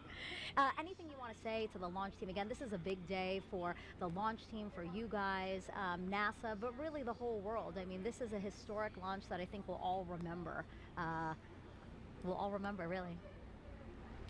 You know, we had a lot of people here helping us out, a lot of teams, firing room. I'm sure that was hectic. And, you know, NASA, Boeing, all the other companies did a great job, and we're glad to be part of it. One thing I always like to say is spaceflight is a team sport, and I think you guys perfectly demonstrated that today, right? Like, none of us could accomplish this on our own. It takes a really complex team. Nobody can be an expert in all of the systems, all the technology, all the workarounds we might have to do to get a rocket off the pad. So thank you for the role you played in that team today. It's awesome. Thank you. Yeah, thank you so much, guys. I appreciate you coming by to talk with us. All right, it's now been about 35 minutes since liftoff of Artemis 1. Orion and ICPS are now free flying, so let's head back to Leah again to talk about how the journey is going so far. Thanks, Megan, and it has been a pretty smooth ride so far, and we are now, again, like you mentioned, coming up on 36 minutes since launch. That puts us about 17 minutes into the until the perigee raise maneuver. That's going to be the maneuver that lifts the lowest point of Orion's orbit around the Earth and puts us where we need to be ahead of the translunar injection burn. The translunar injection burn is that really long burn that we're going to need to send us on to the moon. So we've been treated to some exciting views from the spacecraft today, including, and we hope to see some from inside the cabin, but we expect to continue receiving photo updates throughout the mission. It takes a team, though, to bring the imagery of Orion down to Earth, so let's meet them. The imagery that we're collecting on Artemis 1 and the mission itself is preparing to carry humans to the moon. The Orion Imager team is going to be monitoring every aspect of visual spacecraft performance for the entire duration of the mission. The first time that we're going to be live streaming digital video from its spacecraft back down to the Earth from the vicinity of the moon. That's never been done before. What we'll be transmitting live streaming will be lower resolution, more compressed, because we have to fit it into a thinner pipe, if you will. Every one of these cameras is in its position where it is and it's configured the way it is for a very specific reason. We're going to be monitoring anything that we can see with the cameras for spacecraft performance. The imagery teams at NASA are composed of dozens and dozens of very highly trained, very specialized people, engineers, technicians, analysts. If we can see it, we're going to try and keep an eye on it. Imagery has been invaluable throughout the history of NASA. We flew cameras on Mercury, Gemini, Apollo, all of that stuff that we saw with the astronauts around the moon. It helps us detect the unknown unknowns. It allows us to see things that we didn't anticipate happening before. So when we do fly people on Artemis 2, we can have a high confidence that everything is working the way it should.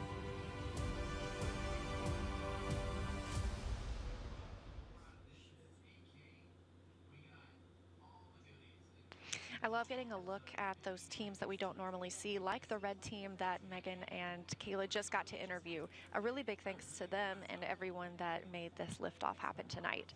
So we are going to toss it back to Megan and Kayla now at KSC. Again, we're about 15 minutes away from perigee raise maneuver. Thank you, Leah. Yeah, we wanted to take us back into Orion and talk about some of the science that's being enabled by Artemis 1 today. So inside of Orion are 10 of these. So they're called CubeSats because they're tiny satellites. Essentially, they're the size of the shoebox when they're folded down, but then once they're deployed, they're opened up. They have solar arrays, things like that. That's when it gets a lot bigger. Now, these are called secondary payloads for this mission. Kayla, can you talk to us about what secondary payloads are? Yeah, it just really means that it's not a primary objective of the mission. We're not relying on the success of these CubeSats for overall mission success. It's kind of a bonus payload, right? A chance to deploy these satellites that have different sensors on them and collect some awesome data to support other research objectives. Yeah, and I know battery life was a concern for some of them, but all 10 were deployed, and scientists, I'm sure, are eager to see what kind of information that hopefully they'll be able to get. And they're just some of several research projects on this flight that will help gather data about the moon and more.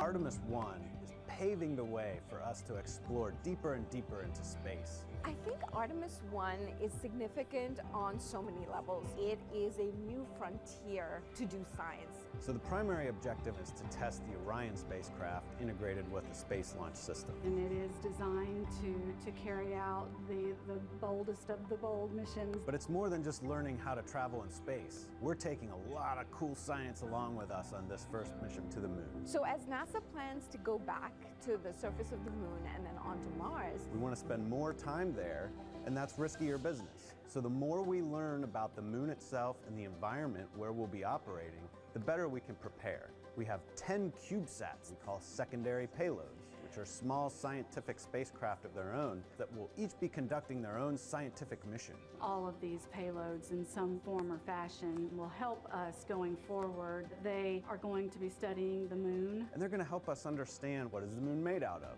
what types of rocks, what types of regolith, what types of ice, what's mixed in with water that might be present. One of them actually is going to attempt to land on the moon. They're going to be studying the sun. Understanding and studying the space environment or the space weather. Some different propulsion systems.